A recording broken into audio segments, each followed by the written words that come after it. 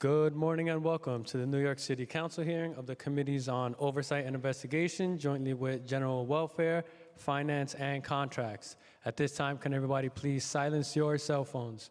If you wish to testify, please go up to the Sergeant-at-Arms desk in the back to fill out a testimony slip.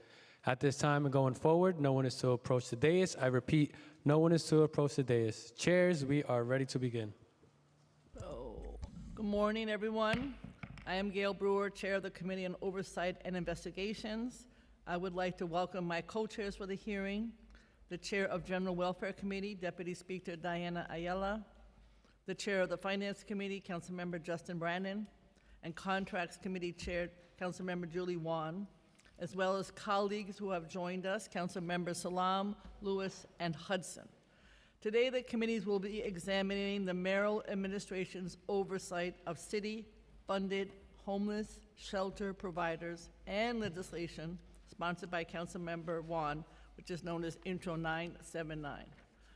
I think everyone knows that the city spends billions of dollars providing shelter, to their credit, to homeless individuals or unhoused individuals, currently serving an average of 86,000 people each night in over 500 shelters. Spending for the Department of Homeless Services, which oversees the shelter system, hit an all-time high of $4 billion in FY24. DHS directly runs a few of these shelter facilities, but the majority are run by nonprofit service providers under contract with DHS under the oversight of DHS. As part of contracts with DHS, providers agree to comply with fiscal management and governance requirements set by the city. In October of this year, 2024, the Department of Investigation, known as DOI, released a report after an extensive review of the compliance risks at 51 nonprofit service providers that operate a majority of the city's homeless shelters.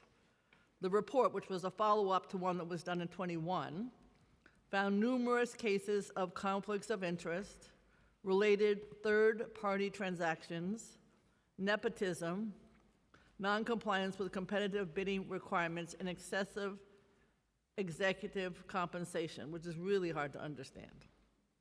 In order to address this, DOI made 32 policy and procedure recommendations to address these system-wide vulnerabilities, including 23 recommendations that DOI first made as part of their 2021 report that I mentioned. In response, the Department of Social Services and the Department of Homeless Services and MOCS, which is the agency that governs much of this in terms of day-to-day, passport, et cetera, partially accepted or rejected the recommendations.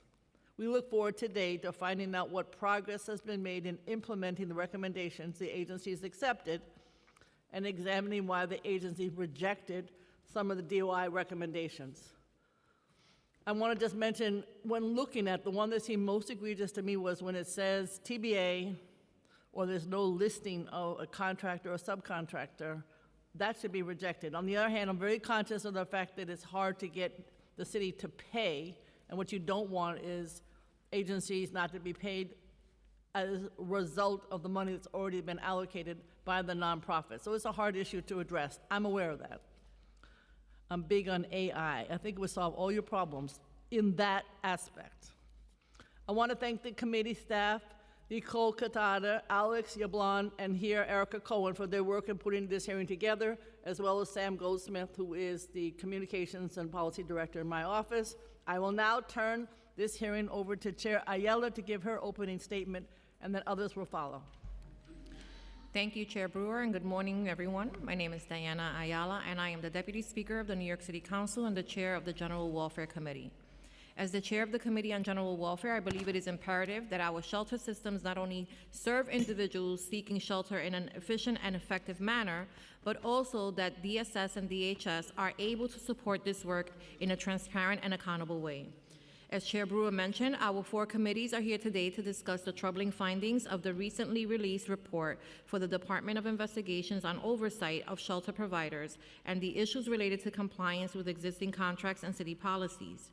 We are looking forward to hearing from representatives of DSS and DHS about the findings in the report as well as the recommendations provided. I know my colleagues would agree that we at the City Council look forward to collaborating with our partners at DSS to better serve New Yorkers and to ensure that all compliance requirements are met. Additionally, we will be hearing today a bill in General Welfare Introduction 979, sponsored by Chair Wan, in relation to reporting on shelter food consumption and providing the repeal thereof. We look forward to hearing the administration's thoughts on this legislation as well. I would like to thank my fellow committee chairs for coming together for this important hearing today, and I would also like to thank the committee staff from all 4 committees who worked hard to prepare this hearing, including committee staff for General Welfare, Sahar Mozami, Legislative Counsel, Nina Rosenberg, Policy Analyst, Julia Haramis, Unit Head, Faria Rahman, Finance Analyst, Andrew Skull, Data Analyst, and finally my staff, Elsie Encarnacion, Chief of Staff. I would now like to turn it to Chair Brennan for his opening statement. Thank you, Deputy Speaker Ayala, and good morning. Along with my co-chairs, I'm eager to discuss the Department of Investigation's report and recommendations. I'm also eager to address the unacceptable findings of the ongoing compliance and governance issues that have led to the misuse of public funding in providing the essential services of temporary shelter. As chair of the Finance Committee, I look forward to a robust discussion around the need for strong oversight mechanisms to ensure municipal funds are used for the purposes for which they are directed and intended. The administration has the duty and responsibility to manage city funds with prudence to ensure city funds authorized for public services are in fact serving the public, not friends, family, or private interests. It concerns me greatly that our city can't get their act together long enough to pay our critical human service nonprofit sector on time for critical services rendered, and yet blank checks to outside vendors and no-bid emergency contracts seem to flow like a never-ending freshwater stream through City Hall. As mentioned by my co-chairs, the public services contracts implicated in today's discussions are some of the largest the city enters in terms of cost. They demand careful inspection from the council and close attention from the agencies charged with procuring and monitoring them. Recommendations from DOI to ensure the lawful and prudent use of public funds in connection with these contracts deserve both scrutiny and quick action. I look forward to a productive hearing and learning more about how DSS, DHS, and MOX are working together to root out the issues uncovered in DOI's investigations. Ultimately, when the dust settles and the frantic fog of an emergency subsides, every single dime of taxpayer money still must be accounted for. This is not monopoly money. Lax procurement oversight and little to no safeguards against corruption only serve to further erode public trust in our local government and systems. I'm grateful to the staff who put this hearing together and worked hard behind the scenes, including staff of the Finance Division, in preparation for this hearing, counsel to the division, Nick Connell, and financial analysts, Faria Rahman, Michael Sherman, and Owen Katowski. I'll now turn it over to Chair Wan for her opening remarks. Thank you so much, Chairs Brewer, Ayala, and Brannon, for convening this important hearing and for your leadership on this critical issue. My name is Julie Wan, and I have the privilege of chairing the Council's Committee on Contracts. As we've heard, today's hearing examines deeply concerning issues for the city's oversight of shelter providers. From my committee's perspective, I want to focus particularly on contracting and procurement challenges identified in DOI's report. I'm so proud to sponsor Intro 979, which would require annual reporting on food consumption of shelters and recommendations for improving both food quality and cost effectiveness. Given the food service is one of the key contracted service in our shelter system and a basic necessity for survival, this data will be invaluable for evaluating vendor performance and ensuring we're getting the best value for residents and taxpayers. Beyond the troubling invoice and payment issues my colleagues have mentioned, I'm particularly concerned about the concentration of contracts among just 17 nonprofit contractors that comprise 65% of the city's non-migrant shelter capacity. This creates significant systemic risk that must be addressed through our procurement strategy. If any one of these major providers were to face operational challenges or have their contracts terminated, we could lose thousands of shelter beds overnight. The city needs a clear contingency plan for such scenarios. I'm also deeply troubled by DOI's findings about the city's payment and oversight process. When providers can submit and receive approval for invoices with over $117 million in unspecified vendors, it suggests a fundamental weakness in the city's contract management systems. These gaps are particularly concerning given that shelter contracts represent 3 of the city's top 10 largest contracts overall and 9 of the top 10 largest human services contracts. The planned transition of emergency shelter operations back to DHS by FY 2026 adds another layer of complexity to these procurement challenges. While these consolidations may offer opportunities to strengthen oversight, it will require careful planning and robust contract management protocols to execute successfully.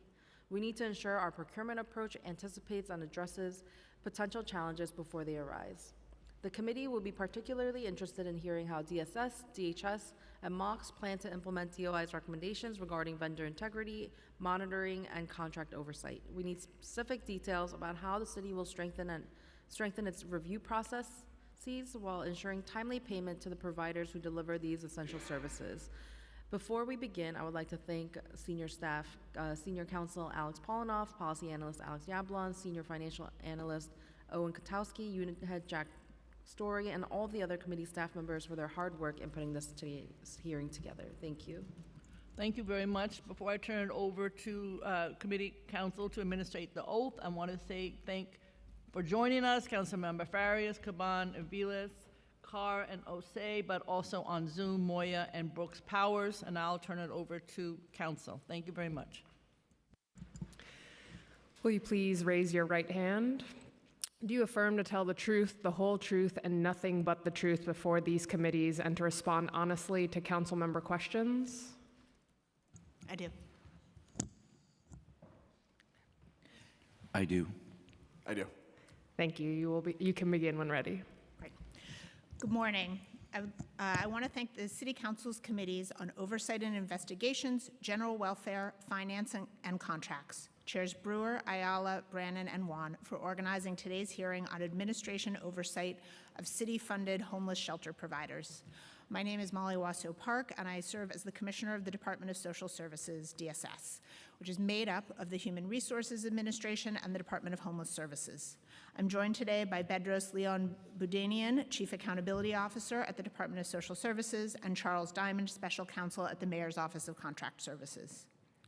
The New York City Department of Social Services is the nation's largest social services agency, and DHS is the nation's largest and most comprehensive municipal shelter system. DHS serves individuals and families experiencing homelessness, and through our shelters and programs, we support people through a traumatic and challenging moment in their lives. Working to prevent homelessness and provide shelter to adults and families, we partner with providers to deliver housing, support, and help in the transition towards safe, permanent housing. The Mayor's Office of Contract Services, MOX, is dedicated to optimizing existing operations and transforming processes to make it easier to do business with the city. MOX's mission is to lead procurement transformation by leveraging expertise, innovation, and a results-oriented mindset. DSS works with MOX to strengthen transparency and accountability in the procurement process. I appreciate the opportunity to review our oversight of city-funded homeless shelter providers with you today. The overwhelming majority of DHS shelters are operated by a network of experienced temporary housing providers under contract with the agency. Each of these contracted providers has been selected and vetted through our open-ended RFP process that factors in capacity, experience, and site location, among other things. During the course of the provider contract, DSS Agency Chief Contracting Officer, the ACO, and the Accountability Office, also known as AO, along with DHS shelter operations, regularly engage with the shelter provider to ensure compliance with contract terms and quality of services. Serving those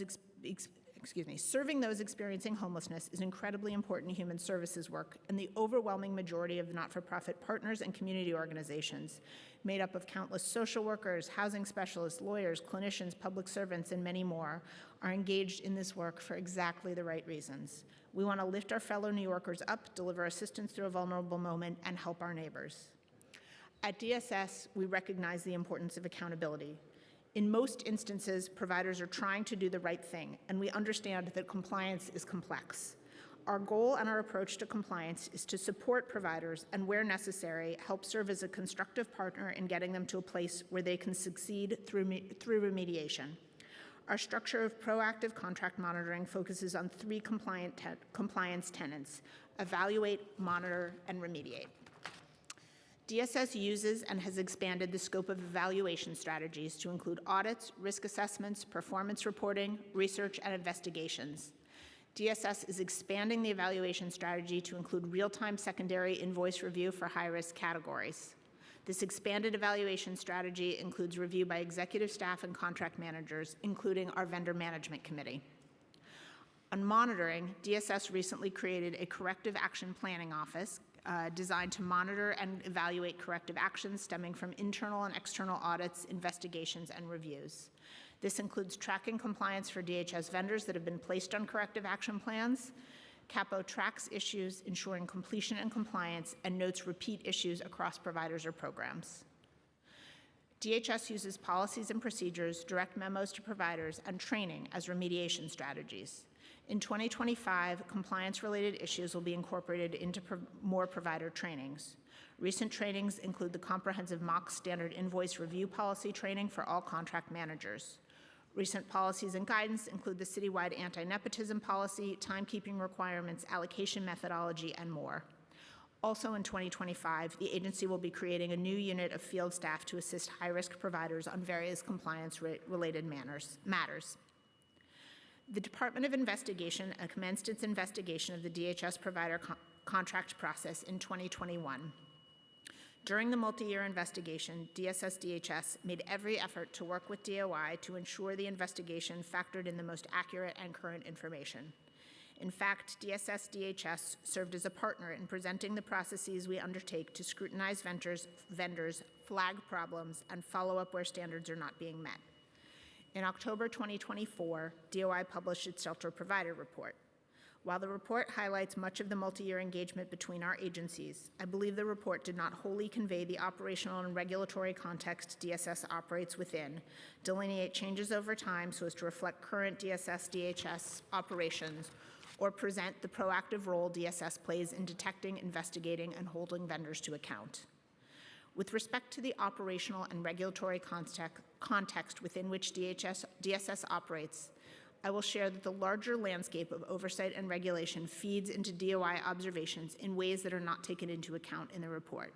For instance, in discussing nonprofit executive salaries, 2 points are particularly salient. First, DSS does not directly pay not-for-profit executive salaries. Agency leadership is considered an overhead cost that is paid out of the provider's indirect rate.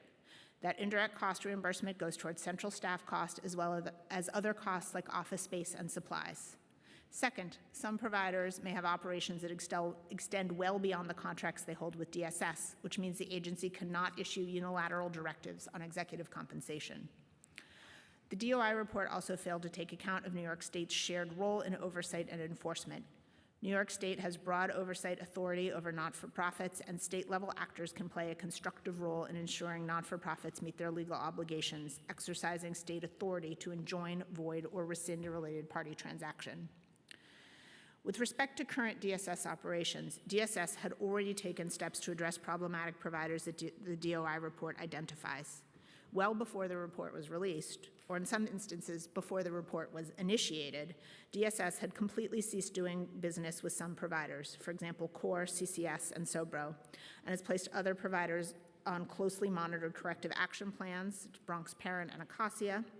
DSS places vendors on corrective action plans, CAPs, when the vendor is experiencing serious challenges, which could be related to organizational structure, fiscal compliance, or other compliance issues.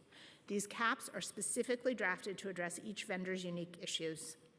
Vendors are required to immediately address the problems that led to the CAP and must submit quarterly reporting demonstrating CAP compliance for up to 5 years.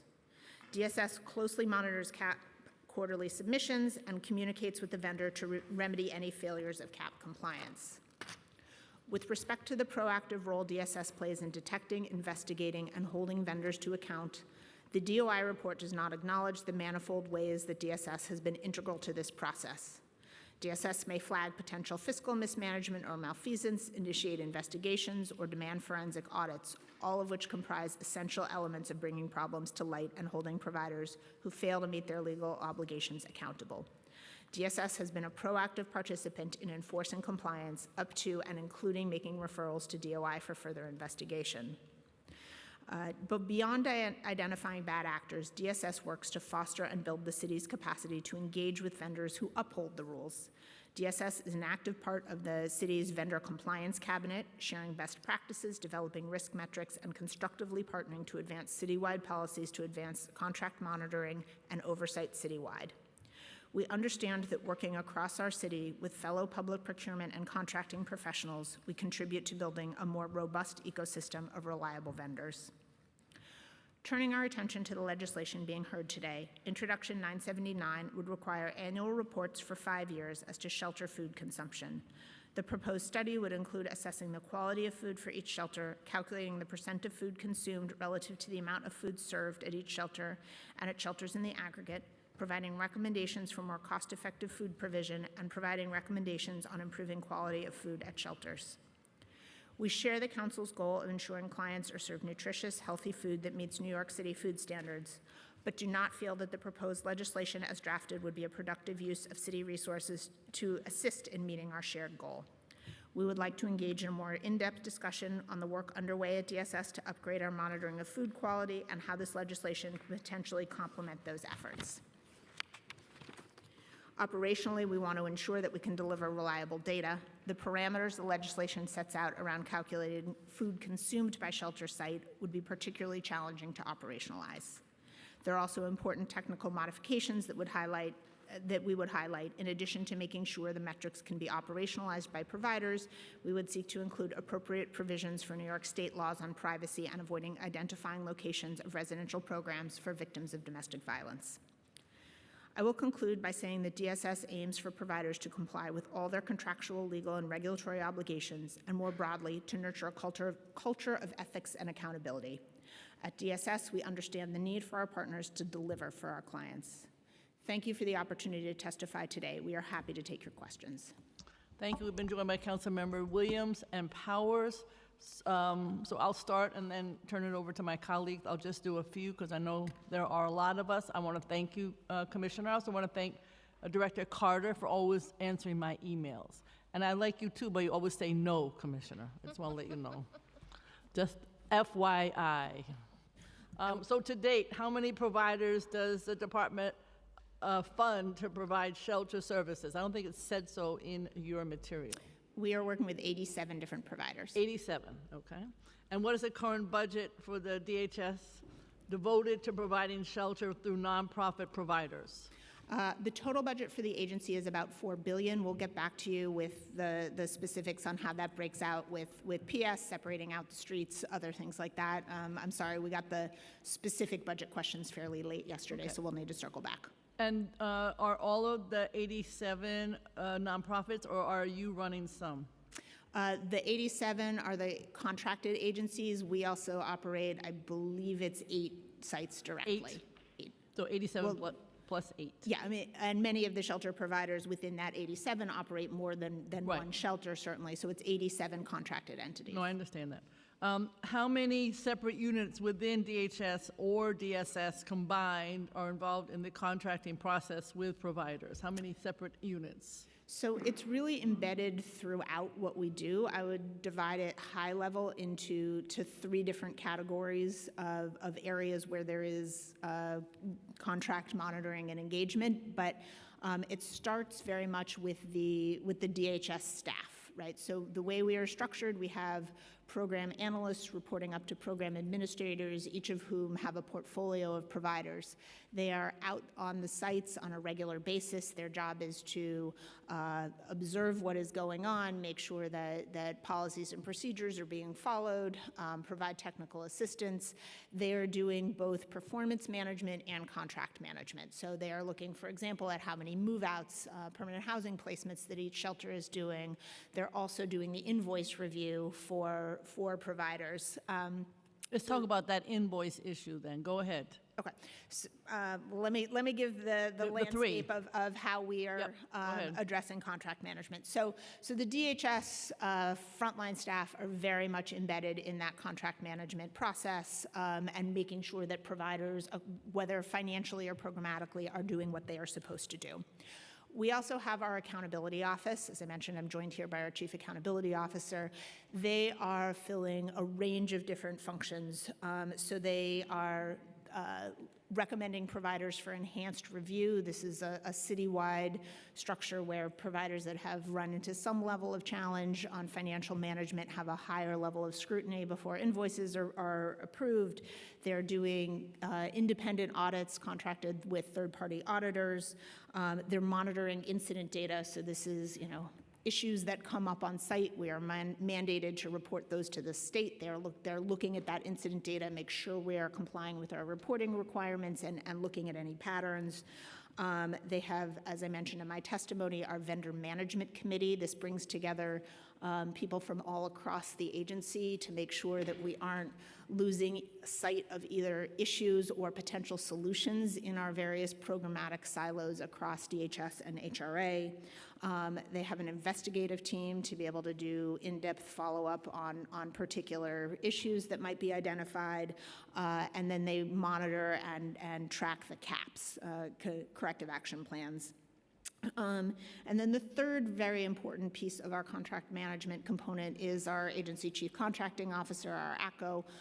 They are obviously the ones doing the actual hands-on work of contracting with our providers. That includes, among many other pieces of it, the responsibility determination, which is part of the citywide process that looks at the vendor's ultimate accountability with various requirements. Okay. Back to my AI question, and I mean, why wouldn't that be helpful? Or maybe you're already doing it with some of the, particularly I would say the oversight of what is presented from the nonprofits.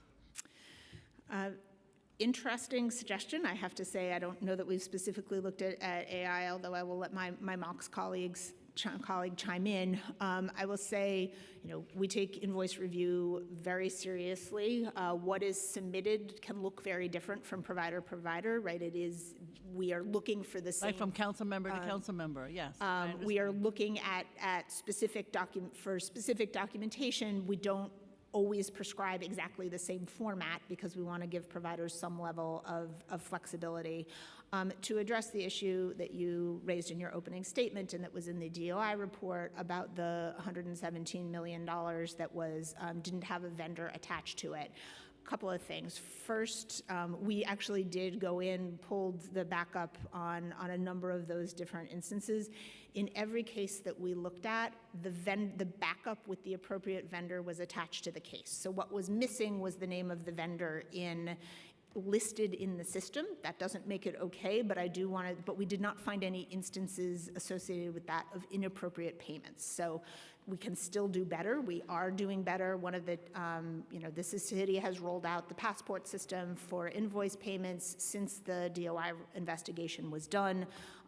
Through those system changes that was made and the staff training that went along with that, there's no longer an opportunity to make a payment if that vendor isn't listed actually in the system. But I do want to really emphasize that although it was a problem that we did not accurately list the vendor in the system, there was no we did not identify any instance of mispayment in those cases. AI would have caught it, just FYI. Chair, if I may, I Yeah, do please, want to I'm know. big on AI, as you can see. Go Yes, ahead. indeed. No, I I use it all the think- time. I love it. Yeah, and I think exactly that. We're also big on AI. There are challenges. I think just as the commissioner just said, we're, in particular from Mox's perspective, I think equity is a concern when we talk about AI. We've done so much work to reverse the horrible, horrible statistics that we saw in this city for its contracting. We're finally at a place where we're meeting the goals that we've had, but we have a lot more work to do, and we can't let AI take that backwards. No, But I'd say we're looking at AI in all aspects when it comes to writing solicitations, reading solicitations, invoice review. It's at an early stage still, but as part of our procurement reform portfolio, that is absolutely something that is top of mind, and we've had discussions with various commissioners about how they think it might help their contracting team. So under All active right, I discussion. won't belabor it. How long, just generally, for some of these contracts with the nonprofit providers, how long are the contract terms? And then I think you answered this, but the scheduled check-ins to review the status of the contracts, how is that actually done?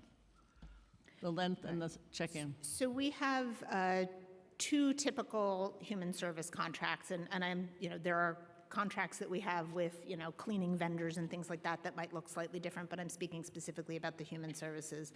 The bulk of them are 5-year contracts with a 4-year renewal period. So that is the majority of what we have. We have also increasingly been doing what we refer to as our not-for-profit owned contract model for shelters. These are longer term, generally 30-year contracts where the not-for-profit is able to use the term of that contract to leverage private debt and then do their own shelter development. So rather than leasing a site from a for-profit landlord, that they are able to develop and build their own site. I am very excited about that model. I think it offers a lot of benefits. The not-for-profits control their own destiny. The real estate is an asset on their balance sheet. They are responsible for doing their own, maintenance and operation. They're not at the whim of any private landlord. So that is a benefit to the not-for-profit. It's of benefit to the client because the buildings are being built as shelter. They're not an adaptation of something that may or may not have the appropriate community service space, recreation space, things like that, and they're of value to the city because we are paying a fixed real estate cost over a 30-year period. In the 9-year contracts, there's a rent escalator every 3 years, and then obviously at the 9-year mark, there is an opportunity for the landlord to renegotiate. So it is cost-effective for us to do those longer-term contracts. It does make for very large contracts, and I know that has gotten some attention, but they are at the end of the day quite cost-effective. We have 43 of those ranging from in operation to in the pre-development stage. Also, how long do the audits take? That's the other question I had. Well, same issue. How long does an audit typically take from when you audit the providers? I'll let my colleague chime in, but that is something that's going to vary tremendously depending on the scope of both the audit itself and the provider, right? If we are doing an audit of, if our third-party contracted auditor is doing, or controller, city or state controller, right, is doing an audit of a particular shelter, that might be relatively quick. If they are doing an audit of a provider with a large footprint, that's going to take a lot longer. Thank you, Chair. Yes, so in terms of our audits, our audit cycles, we try to limit them to a particular year for a fiscal year we're evaluating. To further illustrate that, from 2022 to 2024, we performed fiscal audits for 2 fiscal years, where the audits we oversaw, there were 186 of them, and auditors tested $350 million of invoices. So you're trying to keep the 186 within that fiscal year is what you're saying?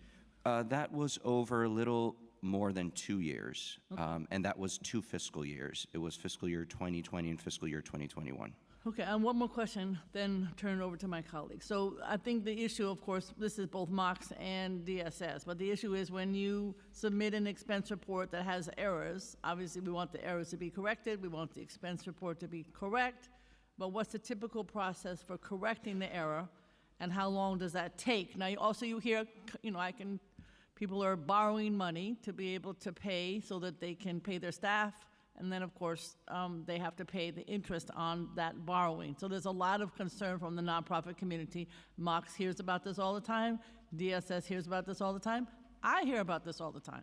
So the question is, there's an error, then there's an error. There's the punctuation error, and then there's the serious financial error. So I just wonder, how are you dealing with the time frame, and how just generally are you trying to speed up both? Maybe you need more staff.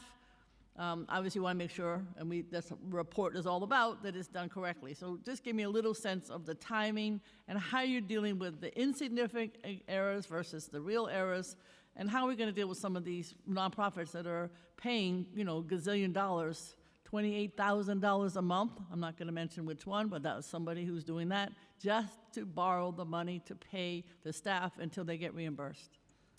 Thank you, Councilmember. I think you hit on the tension very well, right? We want to do things carefully and with thorough review and also quickly. And those two things are sometimes in conflict.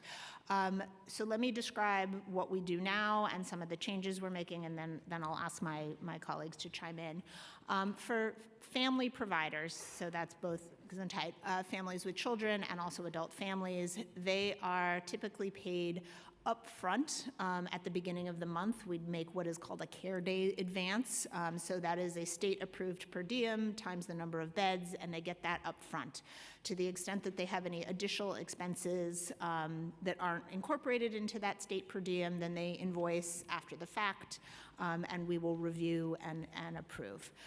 For single adult and street providers, it's only that after the fact invoice process. So they typically invoice at the middle of the following month. So right now we're starting to get the November invoices, for example. For a provider that is not on enhanced review, we will do a fairly top-line prepayment review, looking at some payroll records, a few other high-level checks and balances, and then more of that review process happens after payment. So we do a post-payment audit. For providers that are on enhanced review, which, as I mentioned, anybody who has had certain levels of financial challenges in the past, then we are doing a more thorough review upfront. How long that process takes can vary substantially, again, based on enhanced reviews or not enhanced review, how complicated the invoice is. But we are actively working with MOX right now. They've been issuing guidance that allows us to be a bit more nimble. For example, they just put out guidance on how to make a partial payment, right? So that if a part of the invoice is fine, a part of the invoice has some challenges, that we can move forward with the part that is fine. We appreciate their guidance. We absolutely recognize that we are in a challenging place with respect to payments right now. The city last year migrated to the Passport system for invoice review. I am fully confident in the long run that that is going to make all of our lives better, more efficient, and more accountable, but it has been a challenging migration. In addition, DHS has a 50% more contracts than it did a couple of years ago, so that's also challenging. We are working with MOX on really a full court press to make sure that we are getting payments out to nonprofits as quickly as possible while retaining that accountability. Just to put a little bit of context on it, since the beginning of November, so about a 6-week period, DHS has paid $288 million and HRA another $68 million. So we are working on getting money out to our provider community. We know we have more work to do. We are committed to it. And to really balancing that with the accountability. Just a question, and then on the non-enhanced, do you have some sense of how many have had to borrow and what their cost is of doing that? Is that something you track? We don't track it on a quantitative basis. Certainly, we have heard that from providers as well. I am aware that this is a top priority for the agency, that we need to do This is a better. waste of money. So just a total waste of money. The agency absolutely needs to do better on balancing that accountability and prompting. Is that something that you could get us in terms of that information? We can do a survey of our providers, but I would appreciate that. I think it would help all of us to understand what the real issue is. I'm not talking about the enhanced, but particularly for the non-enhanced, as you call them. Okay. Now I want to turn it over to my council member, but I first want to recognize Council Member Ressler, Zwang, Bottcher, and Vernikoff, and Council Member Ayala. You did up to 7, right? You did up to 7? Yep. Thank you, Chair Brewer. How does DHS ensure that providers are complying with other requirements, such as the requirements around record retention, conflicts of interest, and nepotism? Sure. So there are a number of disclosures that are required, whether when renewing a contract, entering into a contract. These are policies, some of which are in place already, some of which are things that we're building out. I'll let my MOX colleagues chime in as well. But let me pause for a minute on the nepotism one, which I think is particularly challenging. Nepotism is obviously a word that has very negative connotations. In practice, what we found is it can mean a variety of different things, right? So we have instances and have seen instances where two siblings are motivated by the desire to serve their communities, found an organization together. That is not inherently a bad thing, right? We've also seen instances where, a parent gives their child a no-show job, and that is clearly a huge problem. So we want to make sure that we are doing an adequate review of individual circumstances. DHS created a nepotism policy that dictates how we do those individual reviews and sets out clear guidance for the provider community. That DSS policy ultimately became the basis for the citywide nepotism policy. So now if there are related parties in the leadership of an organization, they need to submit a waiver request to MOX. MOX reviews it, the agency reviews it, and we determine whether or not to grant it. But I'll let MOX chime in on some more of that. Yes, indeed. I would say, so that, as the Commissioner just said, that DHS policy really rolled up into becoming what is now a citywide policy that became effective in April of 2024. So there's that new anti-nepotism policy, and I would take a step back and say this has all kind of come out of the growth of, as referenced in the DOI report, the beginning of the MOX Vendor Integrity Unit, which is housed within MOX, and then the Vendor Compliance Cabinet, which is co-chaired by Director Flores of MOX and Executive Director Lebec of Mormec, and then has our procuring agencies, has the law department, has Mons and law will come in and give support. And through that kind of clearinghouse, we've developed this anti-nepotism policy that DHS was the leader on. And then we have that are really right at the kind of final stages, our conflicts of interest policy specific to that issue, and then a related party transactions specific policy. And this VCC, the Vendor Compliance Cabinet, it's really something that's desperately been needed, and something that we're really looking forward to expanding. It's in stage 1 as we're building these out. It's developed a charter to have stakeholders understand these policies, right? So these policies have been discussed with vendors for over a year. No more surprises, no more, oh my gosh, what do I have to do? That's certainly the goal. And so we have our anti-nepotism policy that is active and effective. We have our an enhanced conflict of interest and enhanced related party transaction policy that is at that final stages with, actually, the Vendor Compliance Cabinet meets this afternoon on those two policies. So all of these exact issues, I think the Commissioner phrased it very well. It's somewhat more nuanced. We use the word nepotism is obviously inherently awful, and that no-show job she described, that's going to be violative of 15 other parts of your contract. But we've got to give our agencies the tools to find this stuff out. And I think crucially, as Chair Brewer said, do it not at the invoice stage.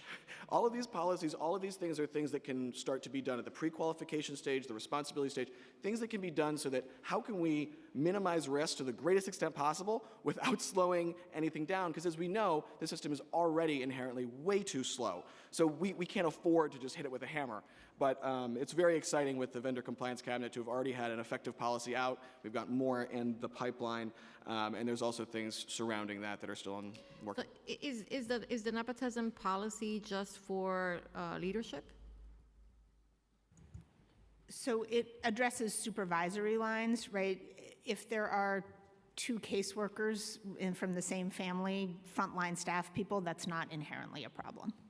Okay, because I've heard, I've had situations where folks have, in conversation brought up, like, I work at the shelter, and like my supervisor hired his cousin who now runs, is managing the program, and then she hired her sister, and so those people wouldn't necessarily be in leadership, but when the whole family is running the shelter, then it can become problematic.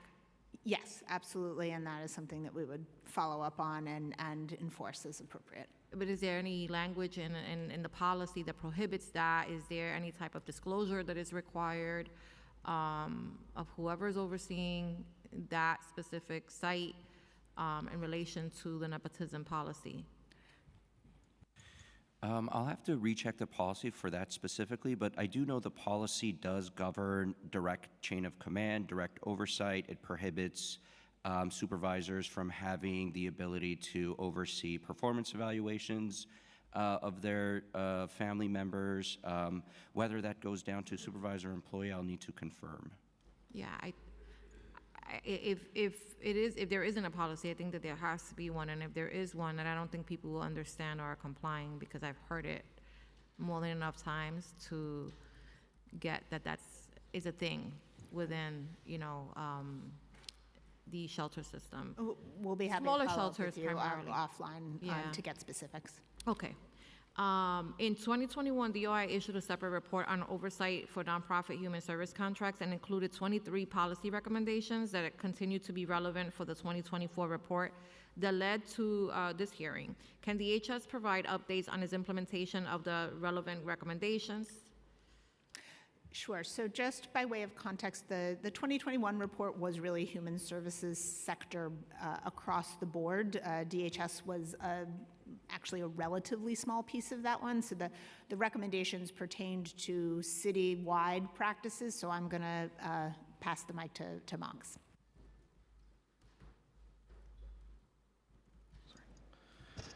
I'm sorry, Councilmember, what was the question? So the question was, the DOI issued a separate report on oversight of nonprofit human service contracts in 2021 and included 23 policy recommendations that continue to be relevant for the 24 report that led to this hearing. Can the HS provide updates on its implementation of the relevant recommendations? Yeah, absolutely. So, Chair, in terms of building off of that 2021 and moving towards where we are, I think, as the Commissioner put it well, most of what DOI is talking about in this 2024 report references work that we have already doing. So I think starting in 2021, you had the implementation of the, I think it was the Standard Invoice Review Process, SIRP. And that, I think exactly as the Commissioner and the Chief Accountability Officer were talking about, that's that enhanced review and giving our agencies those tools to say, here's one path, here's another. So we have standardized insurance review policies, invoice review policies starting in 2021. As we move forward into this administration, we had the creation of the Vendor Integrity Unit at MOX. As you see, that was directly referenced as one of the recommendations is to create something we have already created. And indeed gone beyond that with the Vendor Compliance Cabinet. And in terms of timing, I know we've, in our time in government, seen a lot of groups and task forces and things like that that can come and go. With the Vendor Compliance Cabinet, we've put a real effort on making sure that it's going to be institutionally strong. It has its own charter. It has very distinct members that are required to do discrete actions. And it is also both an input and an output scenario. They're going to be producing policies, all of these things that I discussed before that are in the pipeline to be discussed at the meeting later today, but then also an input for agencies. So for DHS, the issues that come with our agencies having different portfolios, different programmatic needs, there needs to be that clearinghouse effect. Mm-hmm. So I think a lot of our effort has been to establish that VIU in MOX, which is able to be a little bit more in the weeds, the Vendor Compliance Cabinet, which includes procuring agencies, oversights, and to be a kind of input-output clearinghouse. And then now we're at the very exciting stage of having these concrete policies. So I referenced them previously, but we have the anti-nepotism policy, which is already effective, conflicts of interest and related party transactions, which are in the pipeline. And indeed, something we haven't spoken about, but is similar, the standard audited financial review, SAFER, which again, we talk about standardizing the very burdensome audit processes in our nonprofit providers. This is also with the Vendor Compliance Cabinet and due to be released in 2025. Vendors have already seen it. I'm sorry. So those recommendations came from the 2021 report? Well, I would say some of those do feed that way, but at the same time, I think, as I think the 2024 report shows very clearly, our desire to implement these issues comes from the issues that we see on the ground. As the Commissioner said, a lot of these were flagged for DOI. So a lot of them have grown out of the 2021 and the 2021 report. But I think it's fair to say that for all of us here, these are important issues that have been going on for 20, 30, 40 years that long pre-exist the 2019 Yeah, I asked report. because you referenced that, that a lot of the recommendations had already been implemented. And so I question why would DOI recommend that you implement a policy that is already in existence unless it wasn't something that was already have been activated in some sense. Well, Chair, I will certainly defer to DOI on that. I think we've certainly raised with DOI the fact that this is very, the majority, not all, but I believe the majority of the conduct that we're talking about in this report is very old. And so it relates to a period in which those policies were not in place. And indeed, it relates to some instances that were reported to DOI, and then as DHS or other entities, MOX or MORMIC, acted upon that. So throughout this process, I would say that I agree with you, but I think that what the report does reflect, I think recommendation 2 is fair in saying Box has already created this VIU, and they should continue to do that. So we're very thankful for our partners at DOI and their work and their role. But certainly on our side, we've been proactively taking these steps long before the issuance of this report, and certainly DHS even before MOX is the one even more on the ground. Okay. Has DHS reformed its conflicts of interest disclosure system for providers or developed any guidance around executive compensation? So with respect to conflicts of interest, yes, absolutely. There's changes we've made and changes that we are continuing to make. So as we are approving specific contracts, we are looking at both provider disclosures, right? So they are required to tell us if there is any conflicts of interest related party organizations, but we are also not necessarily taking their word for them. We're doing LexisNexis checks so that we can, if somebody is trying to hide something from us, that we have an opportunity to do that. The conflict of interest forms are getting stored in the Passport document vault, and then we are working with MOX to roll out policies and procedures around that, so it is more what we are doing becomes more transparent both to the vendor community and to our staff. So that is a work in progress. Executive compensation is a much more complicated topic. So we do not pay executive compensation directly. There is no DHS shelter contract where an executive director salary is a line in the contract. Instead, the way executive director salaries are paid is through the indirect rate that is included in the contract, right, which is used for overhead costs, including executive salaries. Indirect rates are set in one of two ways. It's either a de minimis 10% or it is a federally approved level, right? So whatever the relevant federal agency for that organization reviews the documentation, looks at audited financial statements, other documents, and says this is an appropriate overhead rate. If an organization has a federally approved overhead rate, we will generally accept that. MOX does do a review as well.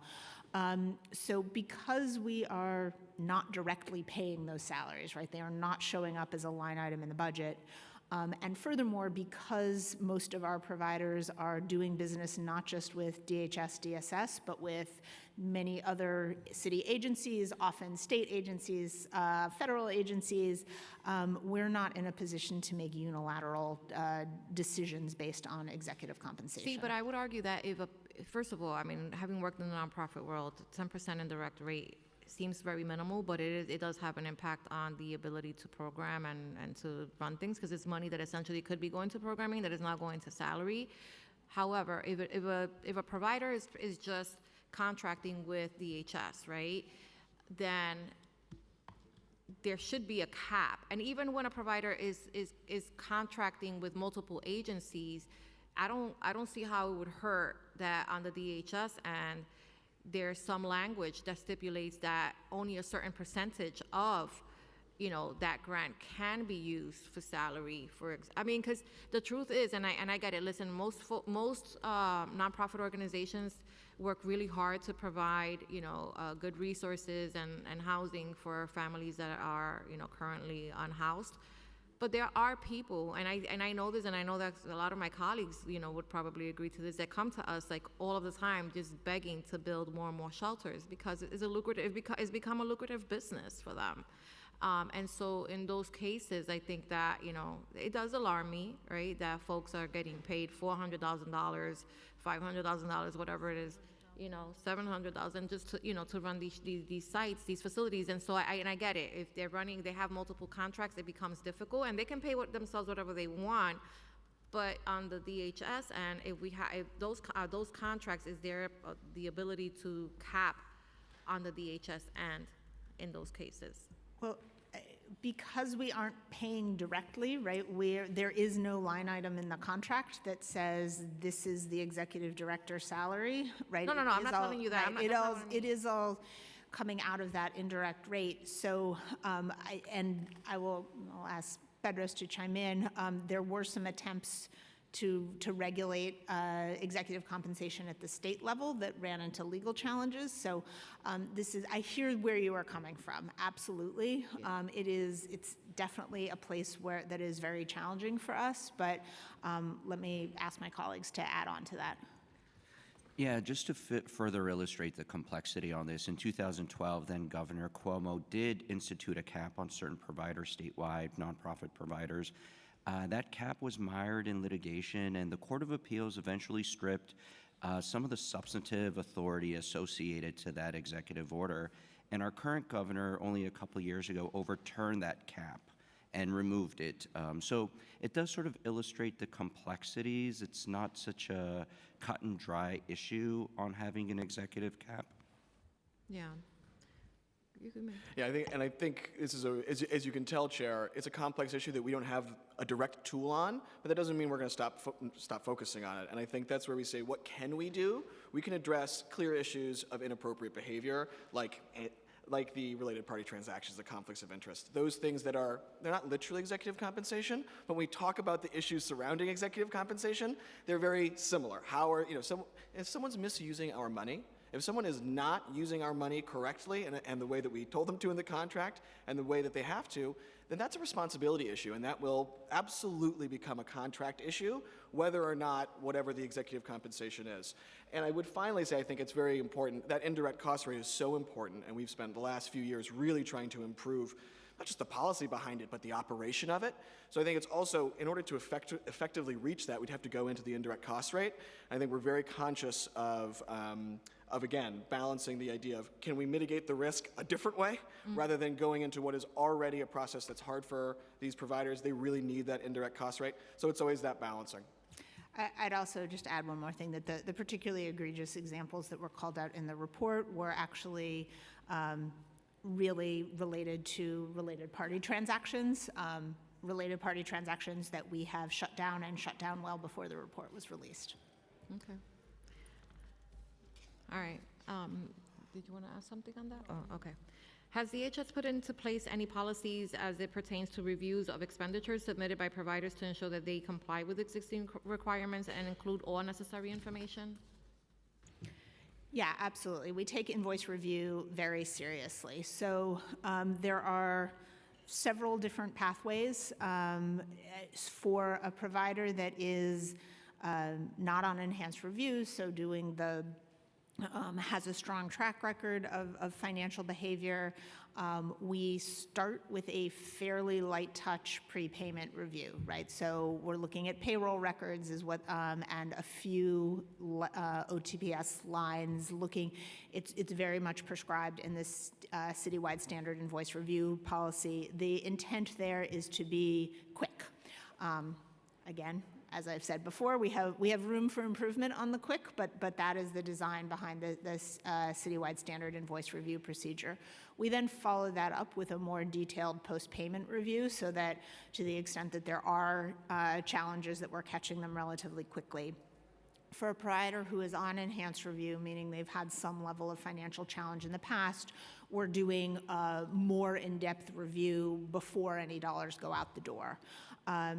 We are also working to add, excuse me, a third level of review to that is across the board, but again, not before we make payments, but in very close to real time, an independent level of invoice review. So what I talked about, the standard practice that is happening largely in the DHS programs with a final level of oversight from our finance team.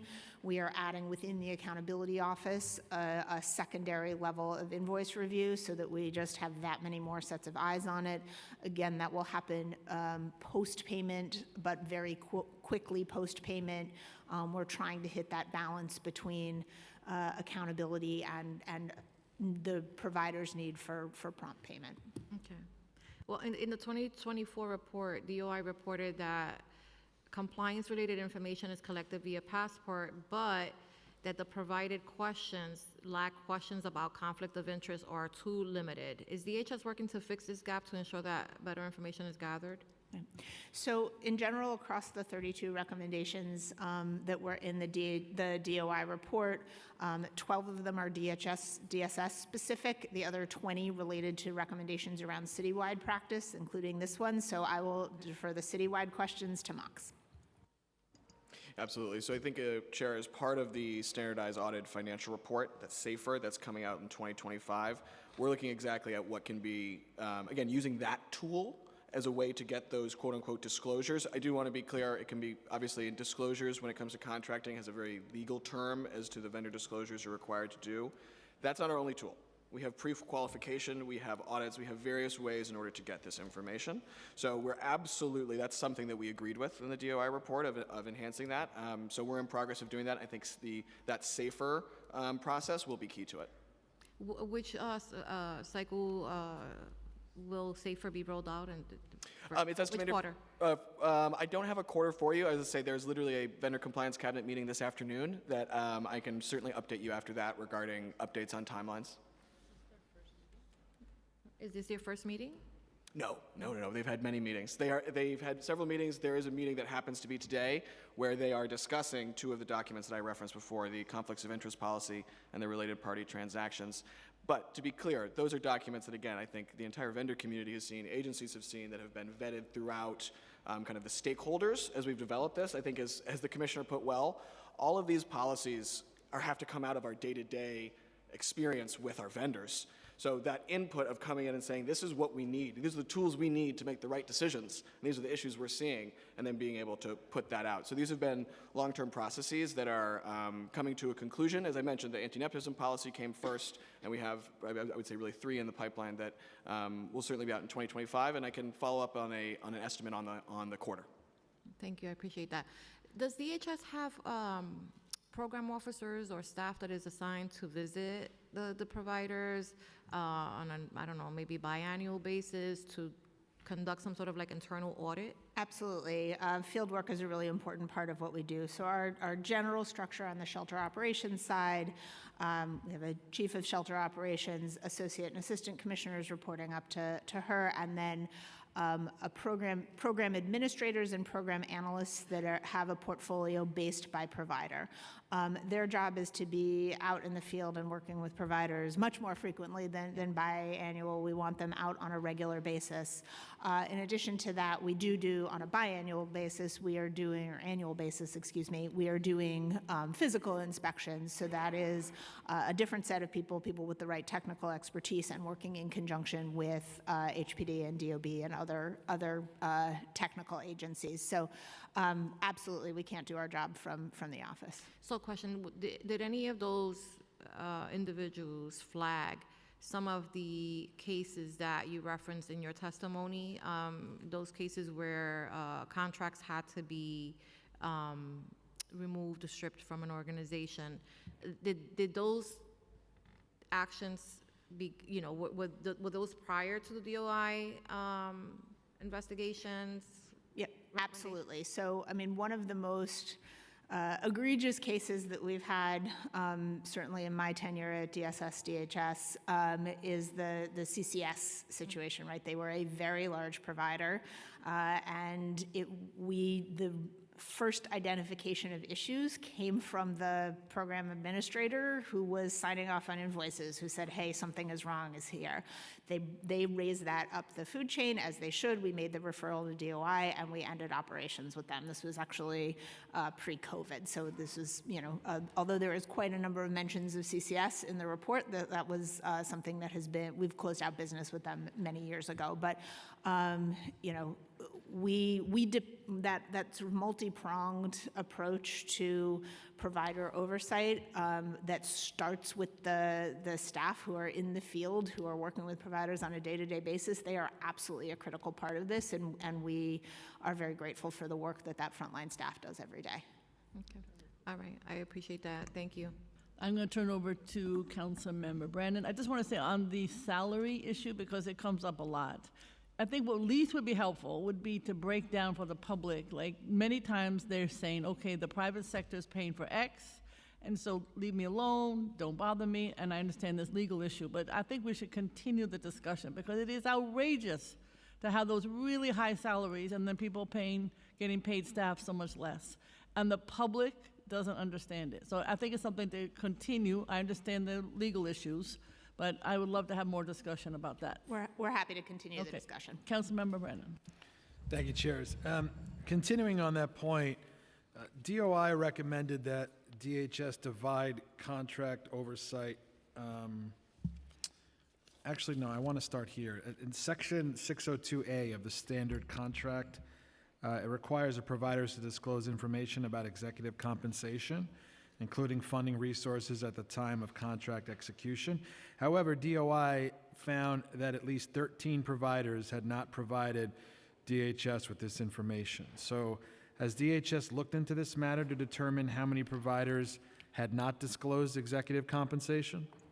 Yeah, we've absolutely strengthened our disclosures across the board, executive compensation and otherwise, so that that is a much tighter part of the contracting process, something that we're looking at as we're doing responsibility determinations, as we are registering any given contract.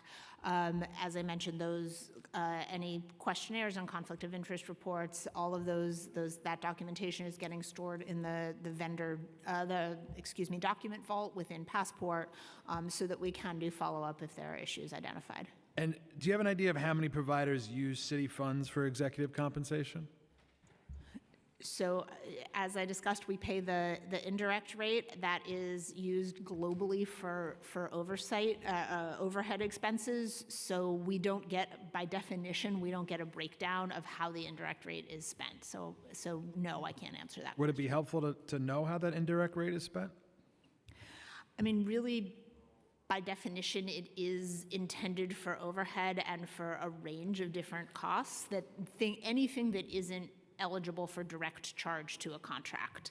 And I think it is going to vary, frankly, by a provider, year-by-year basis, right? An organization that has, a particular cost in a given year, they may change how they're using their overhead. There is a perpetual balance, and I think this ties also to what we were talking about with the need to balance the level of review with the pace of invoice payment. Operating an organization is challenging, right? Situations happen. Organizations need some level of flexibility to be able to run and to be nimble and to adjust on a day-to-day basis.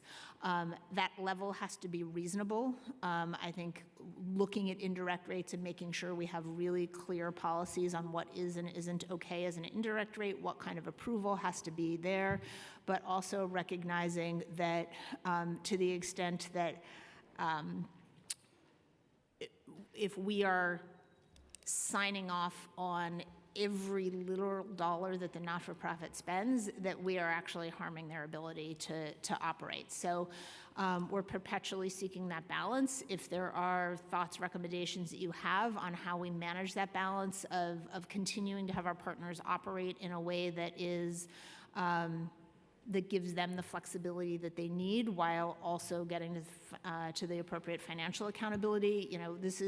We aren't set in stone. I think one of the things that you can certainly see in all of our testimony is that from 2001, when the DOI report started, to where we sit today at the end of 2021 to end of 2024, we've made a lot of changes and we have more changes in process. So I'm certainly not saying that anything is set in stone, but I think doing away with the indirect rate or requiring line item sign-off in the indirect rate would create a lot of challenges for our not-for-profit partners. And does DHS, do you have an idea of how much DHS spent in FY24 in executive compensation?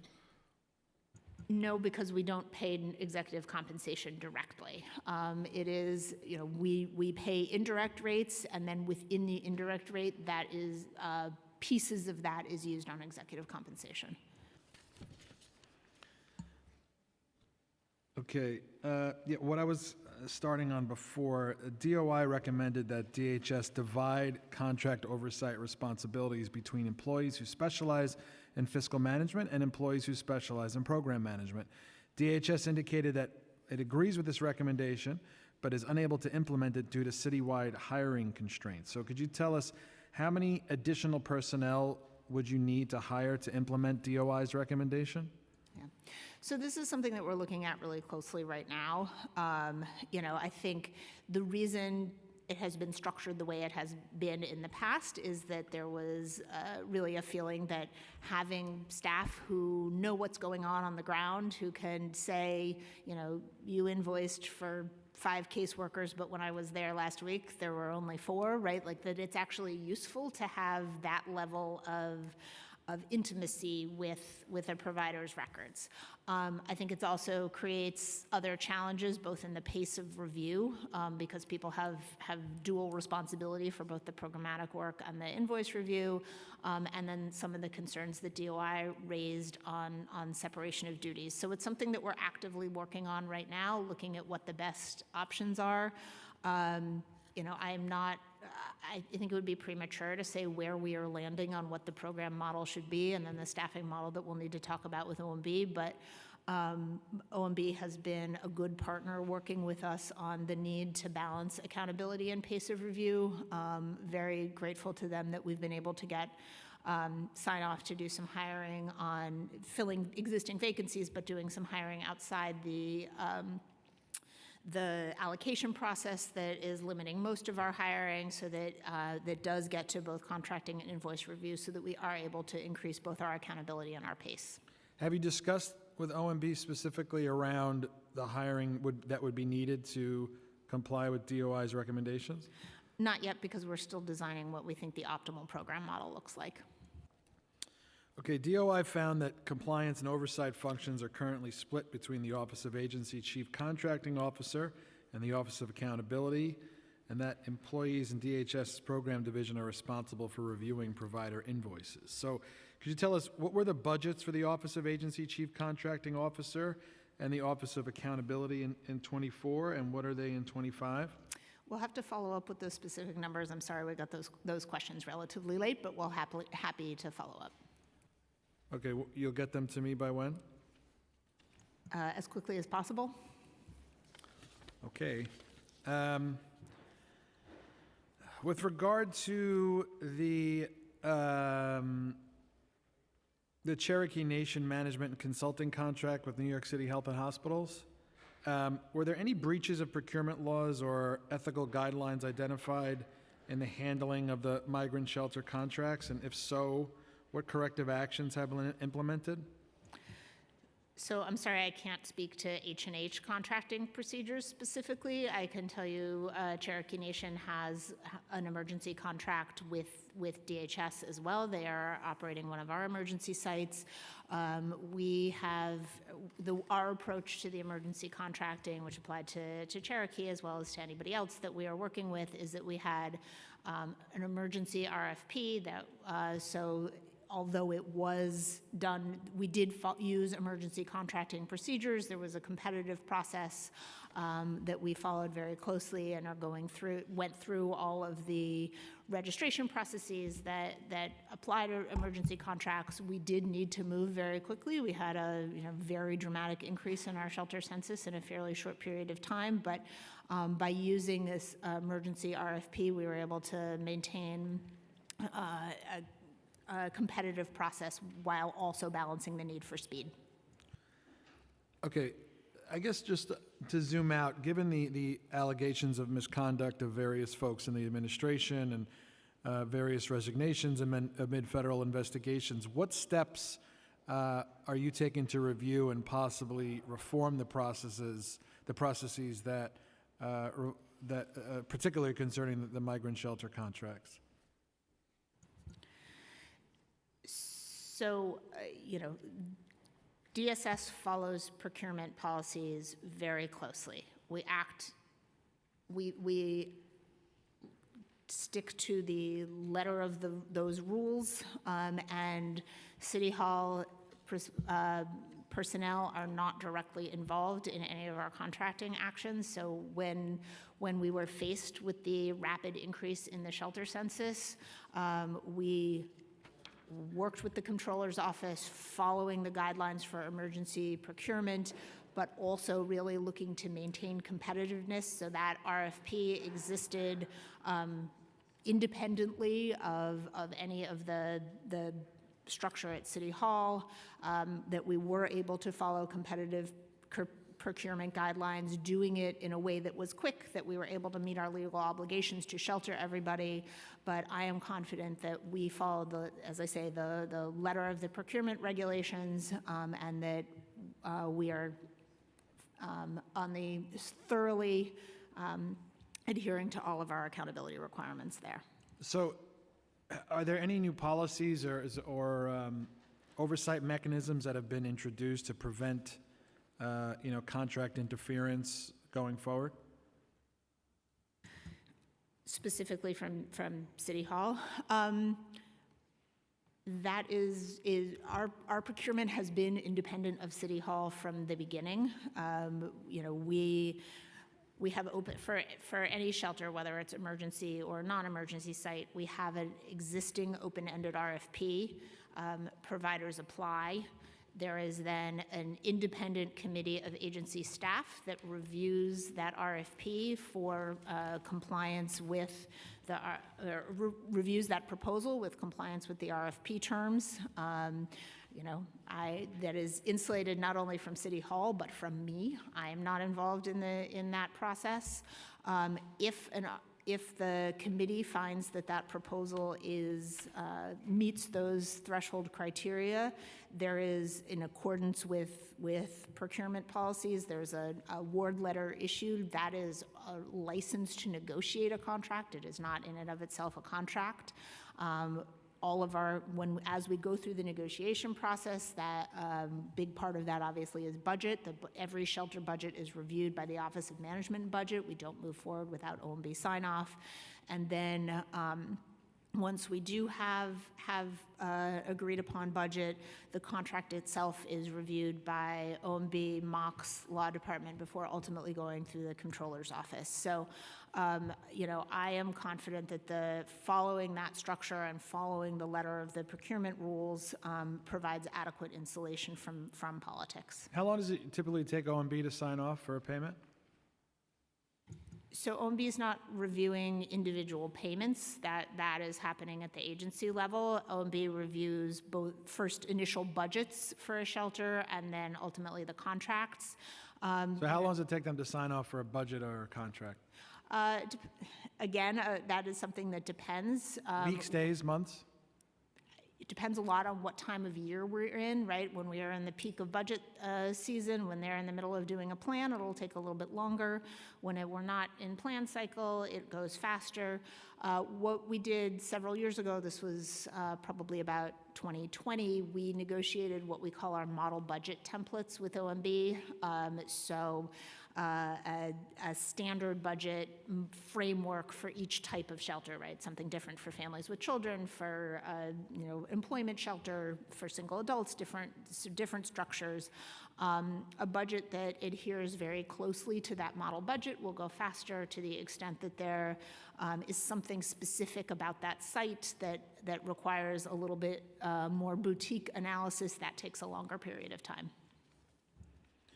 Because what some of us are seeing is that it seems that OMB or DHS is approving payments for contracts much quicker than anywhere else. I mean, I have housing developers who are now engaging in shelter contracts purely, and they've never done this before, but they're doing this basically because they're telling me DHS pays them quicker than HPD does. So what I think is happening here, and I'm interpreting a little bit, so in terms of shelter versus housing development, and let me start by saying this is an and, not an or. We, as a city, desperately need affordable housing, and I want to thank the City Council for the City of Yes vote last week. I think that is incredibly important. But we're also in a city with literally 1 million low-income rent-burdened households, so for the time being, we are also going to need shelter.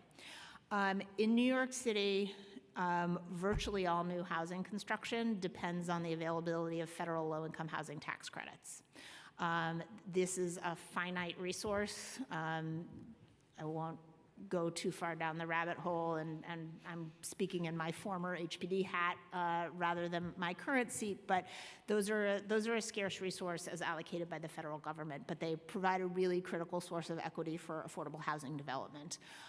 Because those are finite, there is a pipeline between, how long when you are going to get into the queue for a low-income housing tax credit allocation.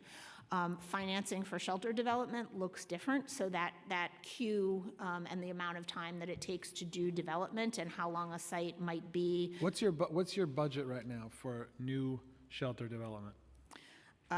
It's not broken out exactly that way. The total DHS budget, because of the rapid growth in the census, is about $4 billion. That's your total budget. That's our total budget. And how you can't speculate how much of that is earmarked for new shelter development, retrofitting, or soup to nuts building? No, because it's all folded into the single adult budget, the families with children budget. When we actually incur expenses depends on the development timeline. The nature of right to shelter means that we adjust constantly the amount of shelter capacity that we have relative to the need for shelter.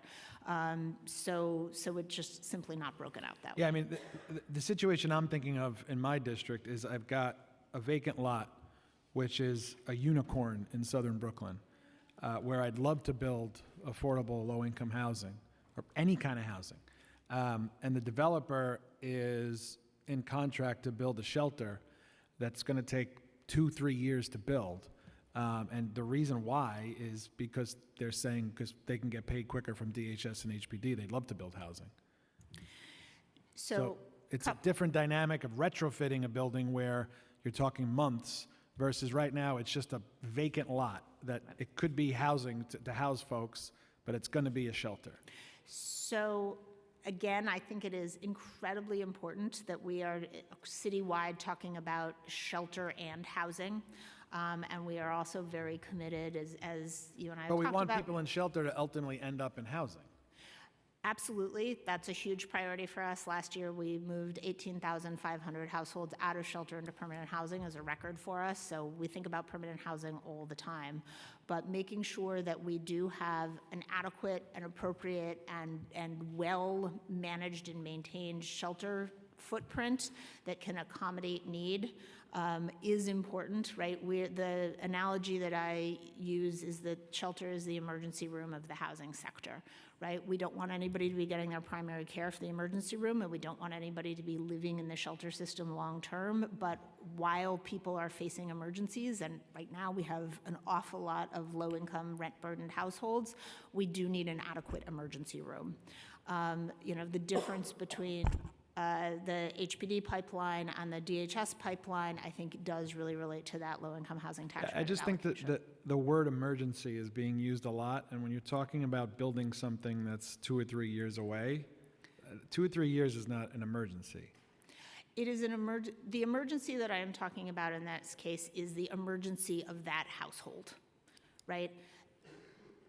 Homelessness exists in New York City as a function of, decades of growth in income inequality, decades and decades of underinvestment in affordable housing in general, long-term policies around wage growth. I don't disagree. Right? And We're on the same page. I just think what's happening here is these developers, they'll build whatever. They're agnostic. They're building shelters simply because DHS is paying them quicker than HPD. They're in the business of building housing, but they're building shelter for this reason.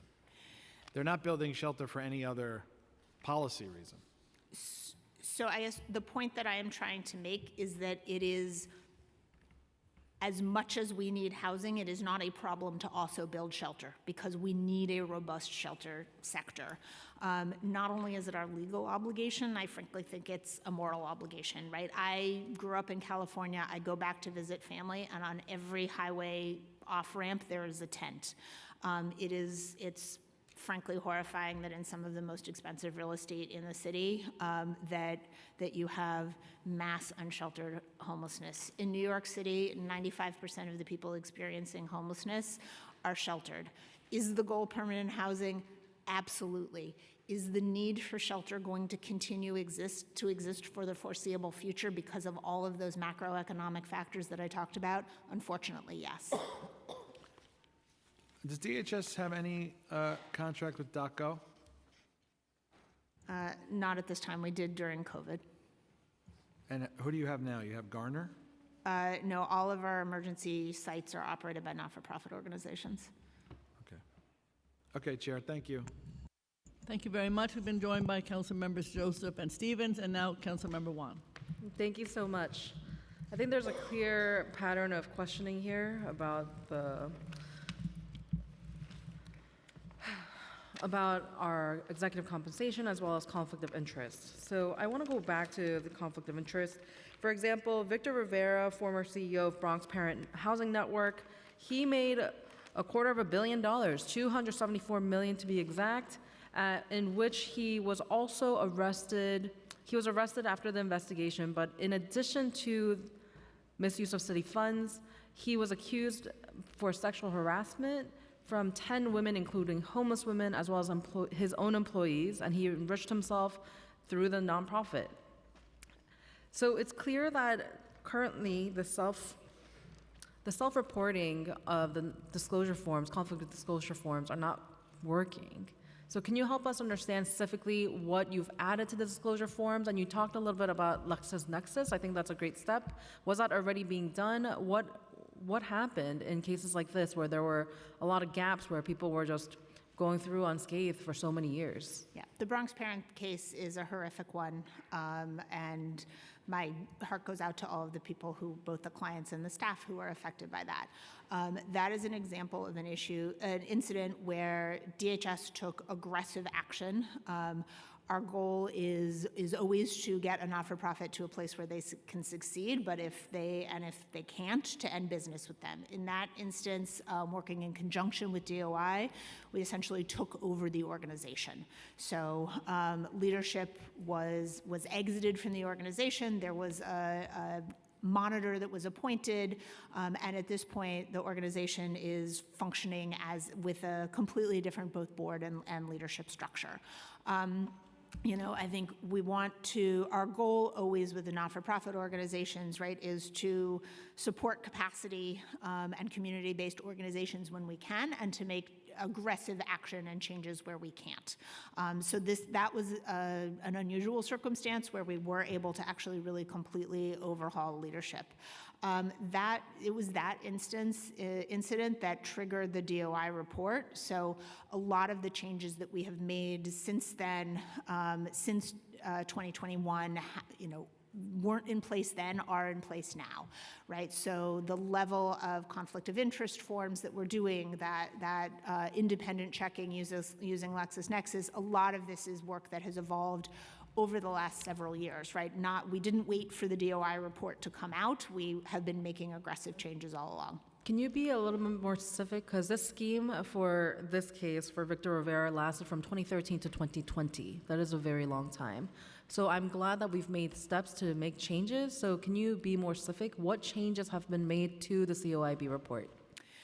So let me talk specifically about subcontracts, because I think that is what it is that we're really getting at. And related party transactions. Yeah, so subcontracts and particularly related party subcontracts. So for the last several years, what we have been doing is that anytime we are approving a contract, right, any contract that we are looking at, and frankly, any budget that we are looking at, so even if the contract is up and running, but we do an annual budget approval, we are looking at those subs. This is a process that has been known as the 65A approval after the form that providers had to fill out. We have it's citywide, but I think DHS, DSS have taken a very aggressive approach to that over the last several years, really digging into how are those subcontracts procured, and is there any indication of related party transaction there. So even if there's no indication of related party transaction, but if we are not seeing 3 bids, we will not approve that subcontract. So what that means from a payment perspective is that we will hold on that subcontractor payment, pay the rest of the invoice. So, for example, provider invoices for the month of November, it includes a security subcontract.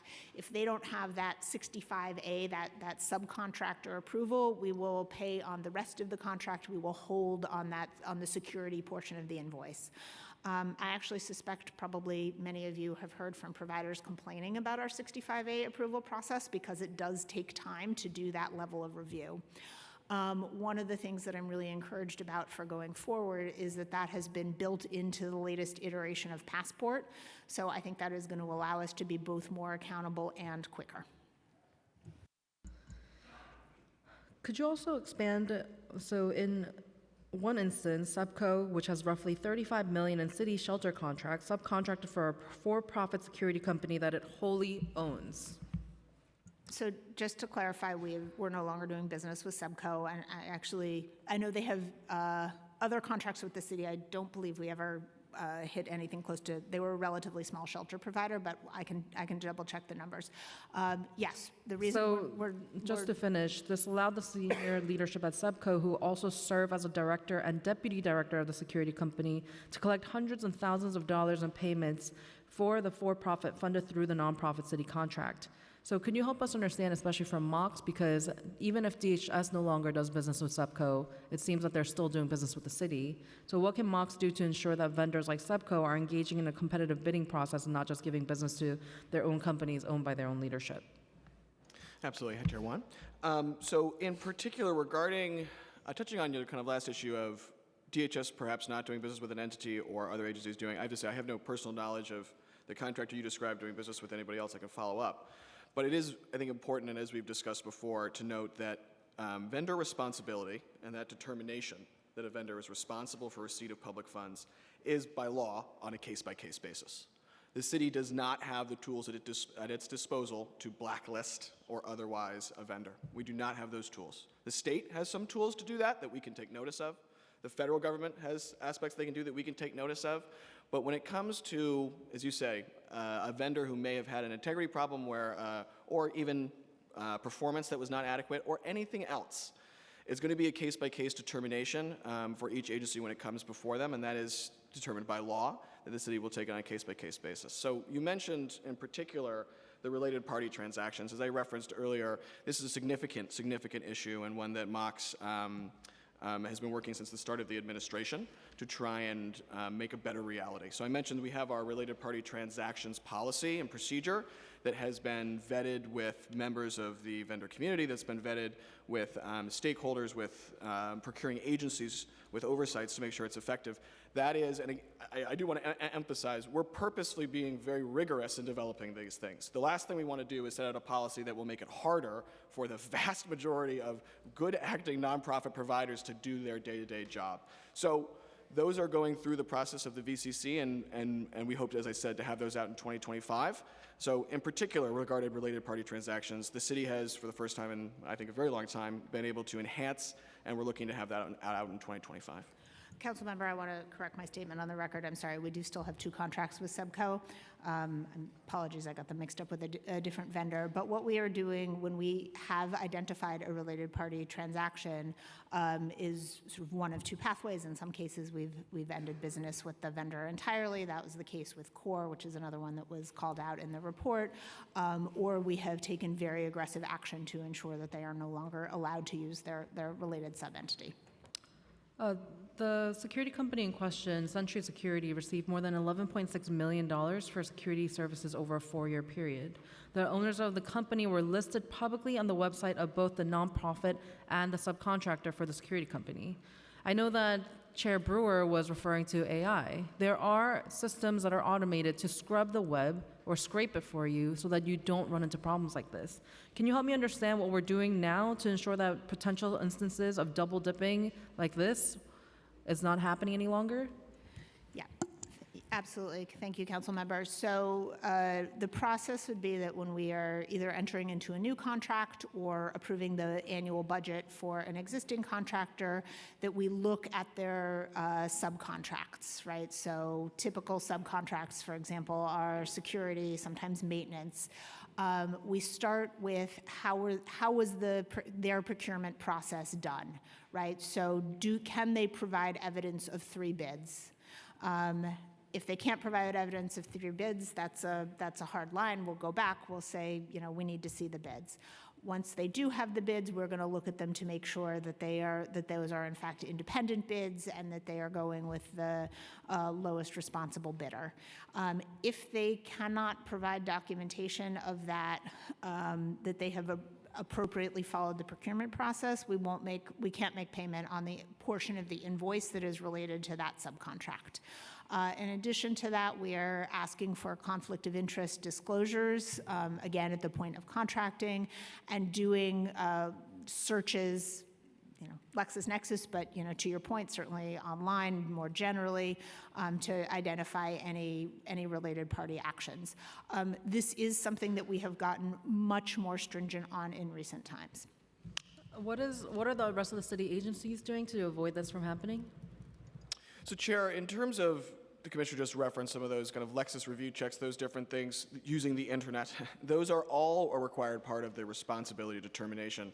So at the point of which an award is going to be given, agencies are required to proactively affirm that a potential awardee is going to be responsible. That's not just, responsibility can mean a lot of things. I think in particular for our discussion, we're talking a lot about financial or fiscal responsibility. Do they have the procedures in place to make sure they're going to spend the city's money wisely? Of course, to a certain extent, you're not going to be able to know till they do the job. But the goal of the responsibility determination is to be able to predict it. But So you could also just Google them and see that they're running both. So exactly as I said, Chair, they do Google them, and they do use those resources available to them. They're reviewing their performance evaluations and their disclosures if they reach the threshold where they need to give disclosures. So at various levels, that's the standard process, but I think as the Commissioner has well put, based off of the evidence that we've seen, based off of the issues that we've seen, some of which ended up in the DOI report, there's a special emphasis that DHS takes to be best in class. There's no doubt about it when it comes to making sure, looking at subcontractor approvals, DHS is best in class, and I think it's not only a reflection of their professionalism, but because they understand the issues in their portfolio and the issues that they have to address. So agencies will do it a different way. As you know, and as I said with the vendor compliance cabinet, a key goal is seeing where can we standardize that is program appropriate. Obviously, reviewing a nonprofit is different than reviewing a construction company, but there's a way to meet in the middle. So we're absolutely looking for those goals across the board, but there will be a difference, and I would give credit to DHS. I think certainly really we're talking about since that timeline, since 2020, you reference of really stepping up and having best in class that is now informing citywide best practices that are being rolled out. I have a lot of concern for DHS, for CAMBA, SEPCO, Bronx Parent Housing Network. These have been identified partners to be bad faith actors. So in 2024, DOI's report noted that DHS currently relies heavily on only 17 providers who comprise 65% of the city's shelter capacity. We've heard from providers in other forums that delayed payments and other contracting requirements make it difficult for smaller providers to bid for these contracts. What is the contingency plan, if any, for unexpected one of these large providers to end their relationship with DHS or is otherwise unable to perform, like going to jail? Or can DSS share if it has any other plans to ease the proposal process or provide support for smaller providers to allow them to deliver DSS services? Thank you, Councilmember. It's really important to us that we are both getting experienced providers in the door while also opening up opportunity for others. So I talked earlier about our open-ended RFP process. We really encourage a range of providers to come in One of the things that we are looking at is capacity as we are reviewing providers. That can mean one of two things, right? It means, do you have the experience necessary to do the job, both compliance with city procedures and as well as actually providing shelter services? Both of those are complicated, as we have been talking about. So we want to make sure that we have somebody who has some level of relevant experience. If they are not a previous DHS shelter provider, we're looking at, have they operated shelter in another jurisdiction, or do they have experience with other city human services contracts that would be relevant?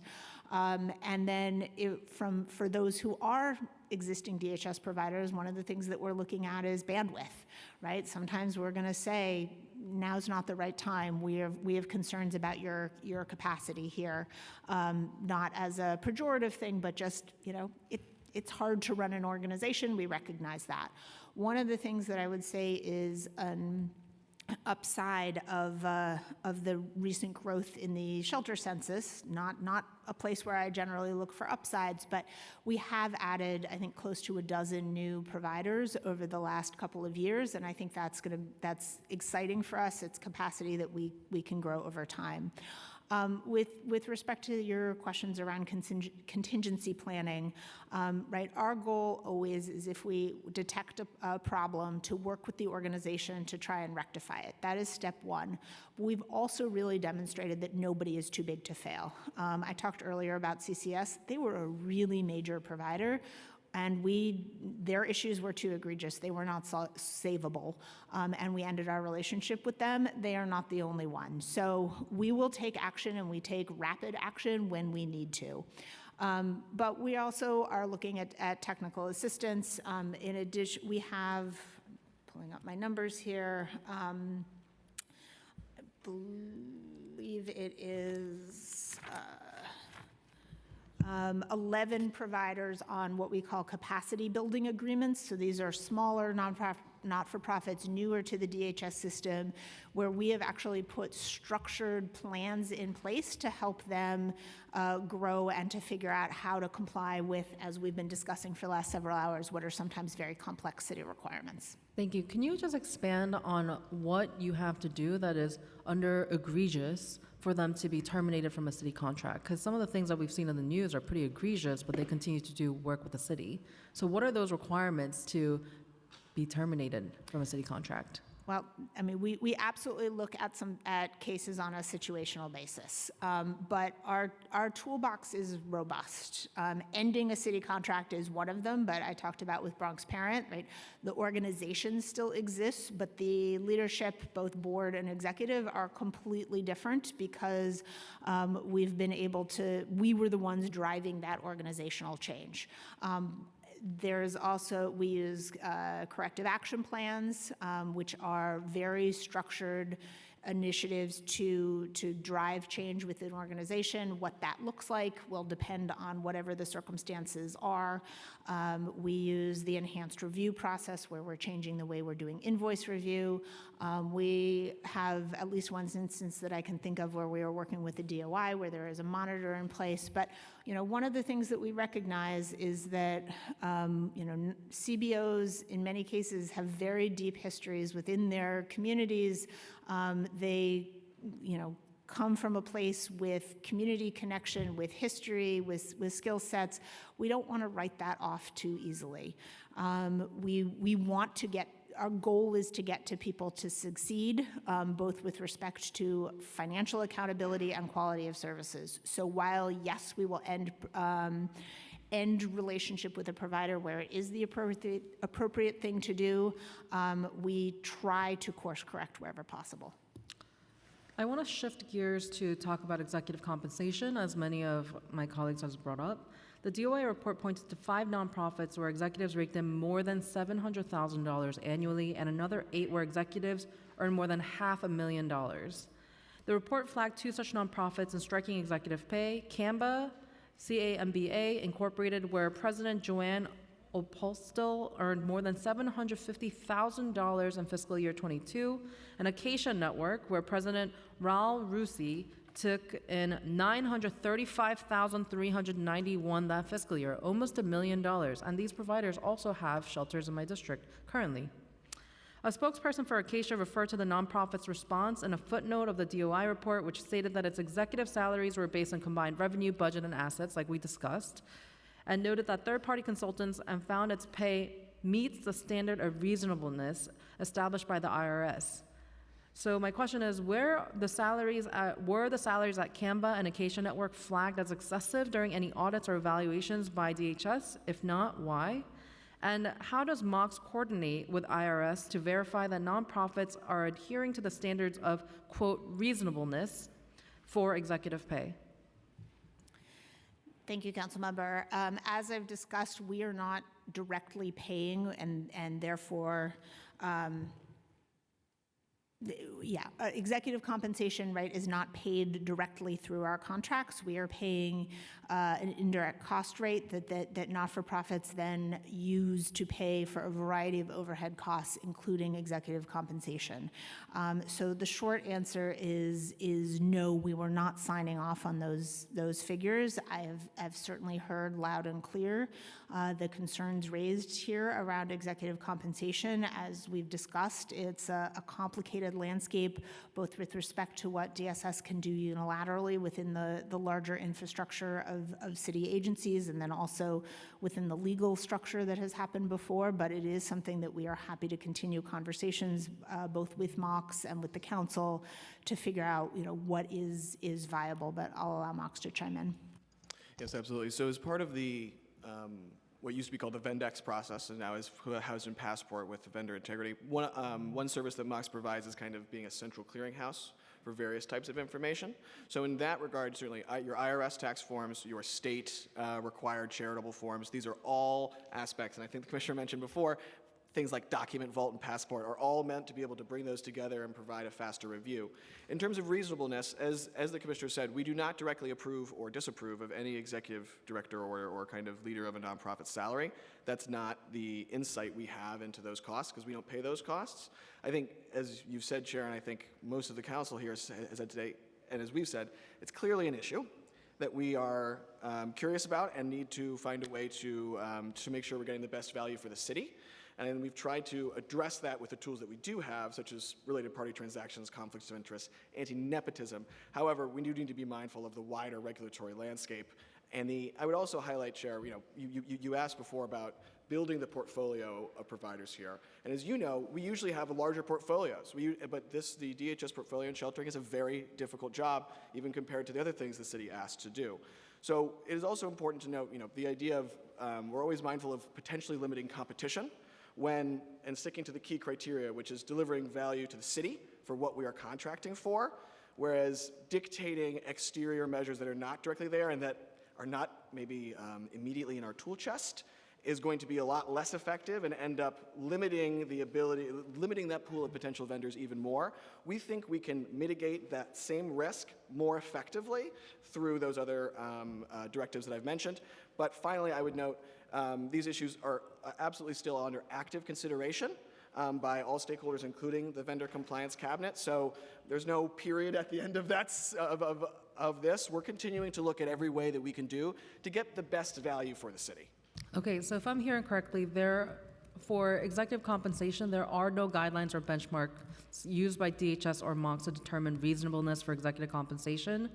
And can you help me understand how frequently does MOX review nonprofit executive salaries, if at all, and what steps are taken to ensure that there's compliance with public funding requirements? So I'll take the first one. I would say I would disagree with your characterization regarding MOX not checking reasonableness. As I think you just said, the IRS clearly has a level of reasonableness that people are then interpreting against.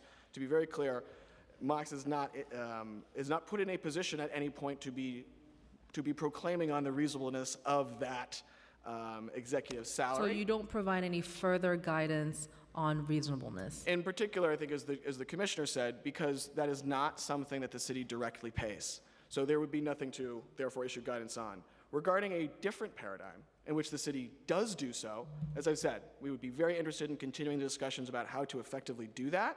But to be very clear, again, I think, Chair, there is not something that is not being done. It is not a tool in our tool chest. It's not one of our costs that we pay. It's through that indirect rate, and we absolutely recognize the issue and would definitely value further conversations on how you think we can best address the negative outcomes. But but yes, to reiterate what the commissioner said, that is not a line item that we are paying out, and it's just a little bit different than the line item. Okay, since it's indirect, it's safe for me to say that you don't review nonprofit executive salaries then for compliance issues? Mox does not directly review that for any compliance issues. I would have to Or refer to neither does the agencies. agency? We don't pay it, and that very much correct. We don't pay it, so there isn't a review policy. Thank you. And does MOX evaluate, or does the agency evaluate any methodologies or conclusions that third-party hired nonprofits use to justify executive pay? The way Once that, again, we do not review or approve any executive salary for a city nonprofit. It's not a line item in our contracts. okay, because the DOI report does recommend that DHS to develop more specific guidance for agencies on executive compensation and consider setting a cap and other parameters on city-funded executive compensation. So I look forward to continuing to have this conversation. Thank you. Thank you very much. Before I call on Zoom, Councilmember Brooks Powers, I want to welcome Holy Cross High School, who exists in Councilmember Palladino's district. Welcome very much. Nice to have you here. And I also want to welcome Councilmembers Rivera, Riley, and Krishnan. And now go ahead online, Councilmember Brooks Powers, with your question. Thank you so much, Chair, and thank you to the agency for their testimony today. Just a couple of questions. I wanted to know what specific reforms are being implemented to ensure greater accountability in shelter contracts, particularly in addressing excessive executive salaries and conflicts of interest. And I apologize if this was asked. I had to step away for another commitment. And then also, how does the city currently monitor nepotism and conflicts of interest among shelter operators? What additional safeguards can be put in place to ensure fair hiring practices? And then, given the projected $10 billion expenditure on sheltering over the next 3 years, what strategies are in place to optimize spending and maximizing the quality of service for asylum seekers and the unhoused? I know, as you know, Commissioner, in my district, we have some challenges with a migrant shelter in Far Rockaway, 2 of them that we've met about, and we're looking to see what that transition out of that shelter looks like, but wanting to know, with such a large anticipated expenditure on sheltering over the next 3 years, what is the strategy? What is the plan? Thank you, Council Member. I was taking notes. Hopefully, I got all the questions. You'll correct me if I don't. So let me start first with conflict of interest and nepotism. So these are 2 places where we have taken aggressive action over the last several years to change how we are doing business. With respect to conflict of interest, there are very clear disclosure forms that providers have to submit. We are also doing checks on vendors, subcontracts, to make sure that there are no related party entities. That includes not only review of those disclosure forms, but also LexisNexis searches, internet searches, as Councilmember Wan suggested, right? So that we are following, really digging in to make sure that we are identifying any of those conflicts of interest. That is our standard practice now, and DSS is working with MOX on what will be a policy so that it is even more transparent, both for our vendor community and for staff. On nepotism, and a point that I made earlier, I'm not sure if you were available to hear it, is, nepotism is one of those things that it's a broad term that can encompass things that are deeply problematic, as well as things, 2 relatives forming an organization together that's actually, something that maybe we want to celebrate as opposed to penalize. So we have created a policy. It started at DSS. It then became the guidelines for the citywide policy to really do that case-by-case assessment to understand whether or not relationships between staff people are problematic or not. So if there is a relationship between staff people at an organization, they can apply for a waiver. That waiver goes first to MOX, then to the agency, and we can opt to approve it or disapprove it, put guardrails in place, things like that. So then with respect to executive compensation, because we as an agency do not pay executive compensation directly, that's paid through the agency's overhead rate, either a de minimis 10% or the level that is approved by the federal government as their indirect rate. Our ability to manage that, to control that is essentially non-existent. We've heard very loud and clear the council's concerns about executive compensation. As my colleague said, our toolbox is quite limited there, but we've heard the concern and are happy to continue to have conversations about that. With respect to shelter spending and accountability there over time, I mean, I think the first thing that we should be doing as we think about shelter spending is trying to reduce the size of the shelter census. It's not something that's going to happen overnight, but it is something that I am really deeply committed to. We've been incredibly focused on shelter exits to permanent housing over the last couple of years. That's a long-term focus, but one that we've ratcheted up since I've been in this seat. Last year, we had about 18,500 exits from shelter into permanent housing, which it's a record-breaking number and something that I'm really proud of all of the work that the team did. Shelter is an important safety net for people in an emergency situation, but it is not the goal for anybody long-term. And I think going into calendar year 2025, one of the things that is going to be a priority for me and the agency, does that mean I should stop talking? For me and the agency is to make sure that in addition to this focus on exits, we have to maintain that, but we also need to be thinking about how we can do better upstream prevention and how we can focus on our diversion work. So that's something that we're going to be looking at. That being said, I do believe we're going to continue to need a shelter system for the foreseeable future, and that it should be a strong and accountable shelter system.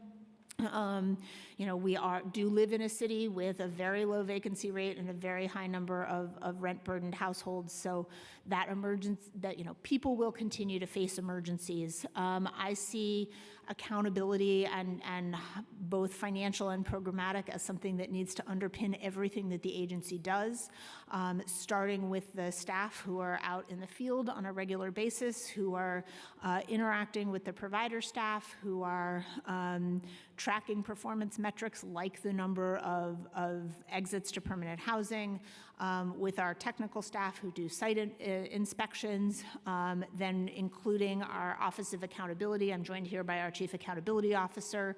They're doing third-party audits. They're monitoring incident data. They are running our agency vendor management committee, a host of other functions. And then the third leg of that stool is our ACO's office, making sure that the contracting process itself is done in accordance with the PPB rules and that organizations' responsibility determinations are adequate. So it is something that is incredibly important to us. It is an iterative process that we continue to build on, but it is important to us that we are providing services that meet the needs not only of our clients but of community and to the extent that there are issues, and I will be the first to acknowledge that we can always improve on what we are doing. We're always happy to engage and to look at individual case problem solving.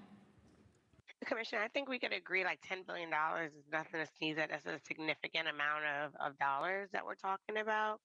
And just in terms of what I've seen firsthand in terms of the lack of oversight and accountability for the agency providers in the shelters that are overseeing the migrant population in my district, I'm still not clear on what the strategies that are in place to optimize the spending and maximize the quality of services are going to be versus what we're seeing today. Like, what is the shift going to be? What is the difference going to be? So, as you know, as I think everybody knows, the number of shelter clients grew very substantially in a very short period of time. And we opened a large number of sites very, very quickly. We did that to meet both our legal and moral obligation to make sure that we are sheltering all of those in need. For quite a while. We actually, many of those emergency sites were operated not by not-for-profit providers, but actually by the National Guard and a series of temp staff. We did that because we were in an emergency condition, but that was very challenging, right? I am incredibly grateful for the National Guard service, but those are not trained shelter operators, and they didn't have all the levels of structure that we need. As of this fall, we have not-for-profits in every single site, and we are now in a place where we can put our structure around oversight and engagement and training in place with those not-for-profits. So again, we are always looking to improve on what we are doing. I'm never going to sit in front of the council and say that we do everything perfectly. At the beginning of this hearing, Councilmember Brewer noted that I often say no. She does. You know, that is the case, but I also commit that I will always be honest. And you know, what I can say honestly is that we are an organization that is seeking continual improvement. So I think the fact that we now have not-for-profit providers in place in every single one of our emergency sites is an important inflection point, and we will continue to build on the work that we are doing, and we're happy to do that in consultation with council members. My last question, I thank you, chairs, for allowing me this opportunity. My last question is, with the administration beginning to scale back the shelters, because I guess the numbers of the migrants have begun to decline in terms of who's in the care of the city, I'd like to know what phase will the shelter on Beach 21st and the shelter in Edgemere be in terms of being phased out? Now that communities are being prioritized, considering that my district, I think probably second to Councilmember Wands, is like one of the most saturated with shelters in general. And so wanting to know what that plan of action is, and if the $10 billion you have is going to go towards beginning to connect migrants or necessary services and transitioning them out of shelter. And that's where I'll end at with this. Thank you, chairs. So let me start with the last point. Absolutely connecting all clients, including migrants, to permanent housing and helping people exit shelter is a priority for the agency. For the most part, the asylum seekers are eligible for fewer resources and benefits than other clients. So what that looks like is a little bit different, and our toolbox is a little bit more constrained, but we have been doing it. As you note, the asylum census is down, although there still are about 54,000 recent immigrants across DHS and the non-DHS, the H&H and other agencies that are involved in the process. So it's a non-trivial number of people. Over time, I think the direction that we are heading is that the DHS will be can return to being the primary sheltering agency for the city. We are very grateful for the fact that H&H and NYSEM and HPD stepped up in a point in time where the shelter census was increasing faster than DHS could cope. But at the end of the day, it's our mission and mandate to be the sheltering agency for the city. So we are working through plans on what exactly that looks like. I can't speak to specific addresses at this point in time, but we'll certainly happy to consult with you. I think one of the things that is going to be very important as we look to exit hotels, which I think we can all agree that hotels they're good neither for the city or for clients. These two are hotels in particular that I'm speaking about. Yeah, that's exactly what I'm speaking to. Hotels are not great shelter. They're quite expensive, and they don't offer the appropriate community space and frankly, even living space for people. That is going to be contingent on our ability to not only reduce the size of the shelter census, but replace those with more intentional sites. And so we continue to work to make sure that we are siting shelters in every district in the city. Thank you. Councilmember Wang. Thank you, all the chairs. And also, I have some questions. I want to know, do you check the record of developers regarding poor compliance records, building development violations, unpaid fines on prior building projects before entering into agreement to build more homeless shelters. Thank you, Councilmember. So there are two versions of our shelter contracts. In one of them, we are contracting, the not-for-profit is developing the site directly. Our contracts, sorry, let me take a step back. It's been a long morning already. Our contracts are always with not-for-profit organizations. We do not contract directly with developers, except in the instance where the not-for-profit is both the shelter or operator and the developer. That being, in instances where the not-for-profit is not doing the development themselves, they are leasing the site from a for-profit, typically for-profit owner. In that instance, we are looking at the lease between the not-for-profit and the developer, making sure that the lease is in accordance with all of our city policies, that we know all of the entities that are involved in the lease. This is an issue that was identified in the DOI report, that there were sometimes some fairly complicated ownership structures in those leases. This is a place where we've really been focusing to make sure that we are getting clear documentation and transparency on the property ownership structure. We want to make sure that we know who all the parties are and that the critical costs that belong with the landlord, so for example, liability, insurance, those maintenance, major capital repairs, that those are all landlord responsibilities that can't be passed on to either the not-for-profit or the city. So we're looking at all the lease documentation. Once a site is up and running, we absolutely look at the physical conditions of the site, and we look at administrative records, making sure that there aren't violations on the site. But beyond that, we're actually going out and in tandem with HPD and other physical inspection units to make sure that we have a clear sight line into the physical conditions of the building, and that we are that the building is being operated in accordance with not only our standards, but the technical agencies and the State Office of Temporary and Disability Assistance, which is our oversight agency. But sort of short answer to your question, we're not doing responsibility determination on landlords because we do not contract directly with the landlords. We contract directly with the providers. But you contract with developer, is that correct? No.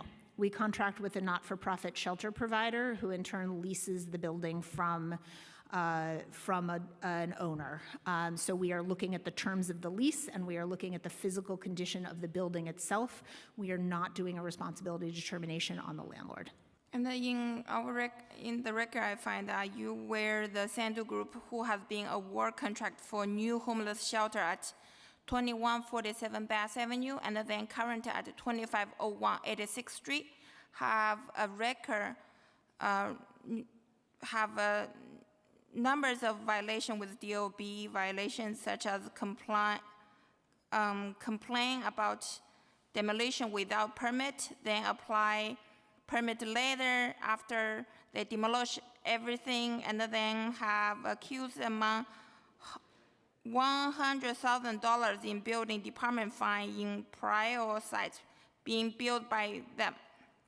For example, in Staten Island, one of the property they own has 7 violations, more than $10,000 in fines. Another one has 5 violations, more than $9,000 in fines.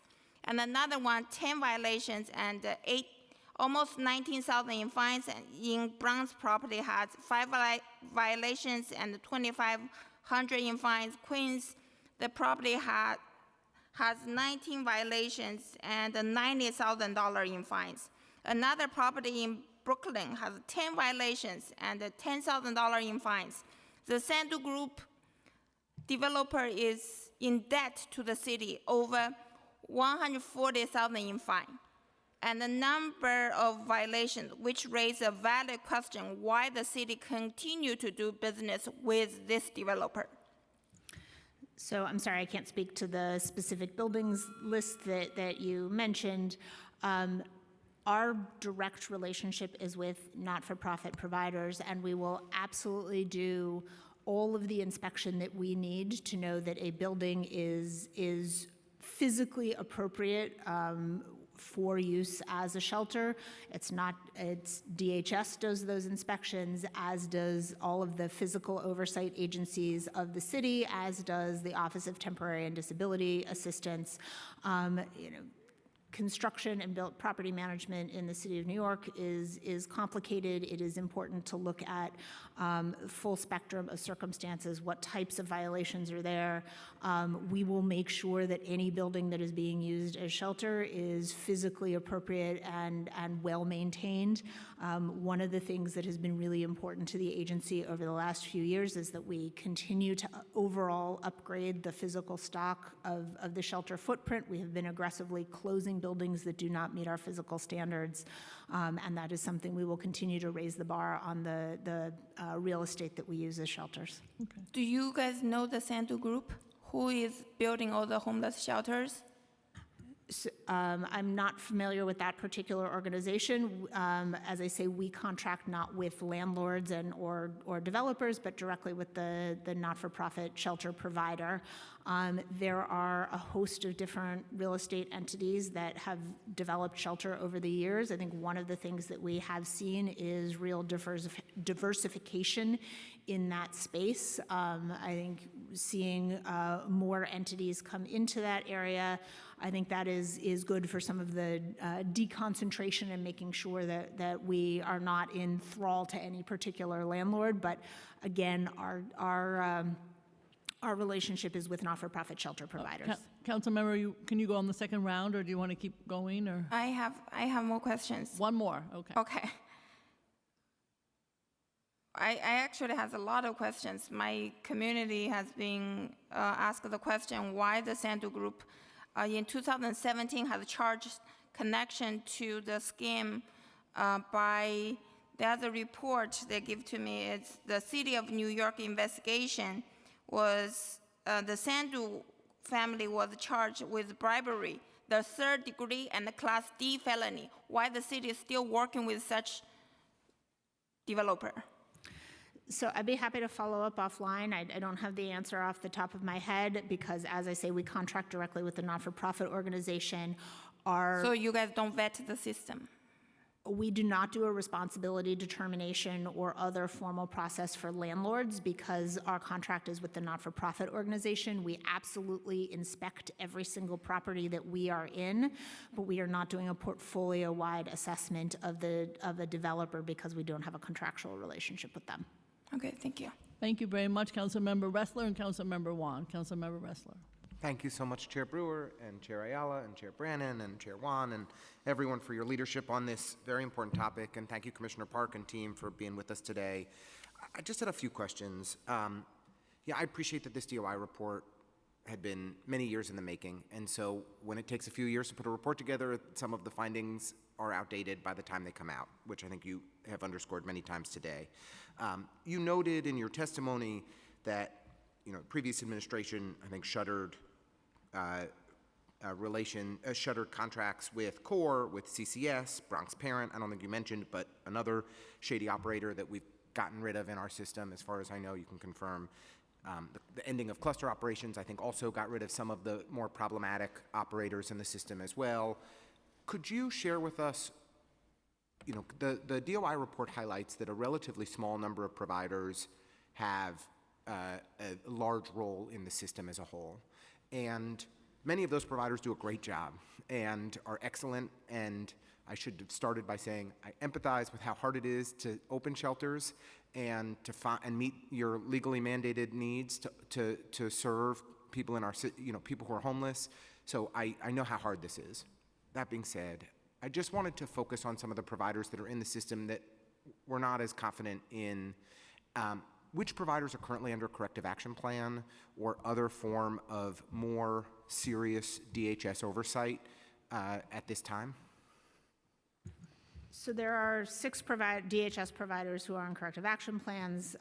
We'll circle back with the exact list. I think I'd prefer to keep that off of the public record for right now. But some of those providers have very many shelters in our system? So let me take a step back, and I should have started here. And can I just dig into one more follow-up to that? Is there such a thing as too big to fail in our DHS system? Took the words right out of my mouth. Okay. So our goal is to get not-for-profits to a point of compliance. We want good services. We need good services, and we need a robust not-for-profit sector, right? But nobody is too big to fail. CCS, for example, very, very large provider.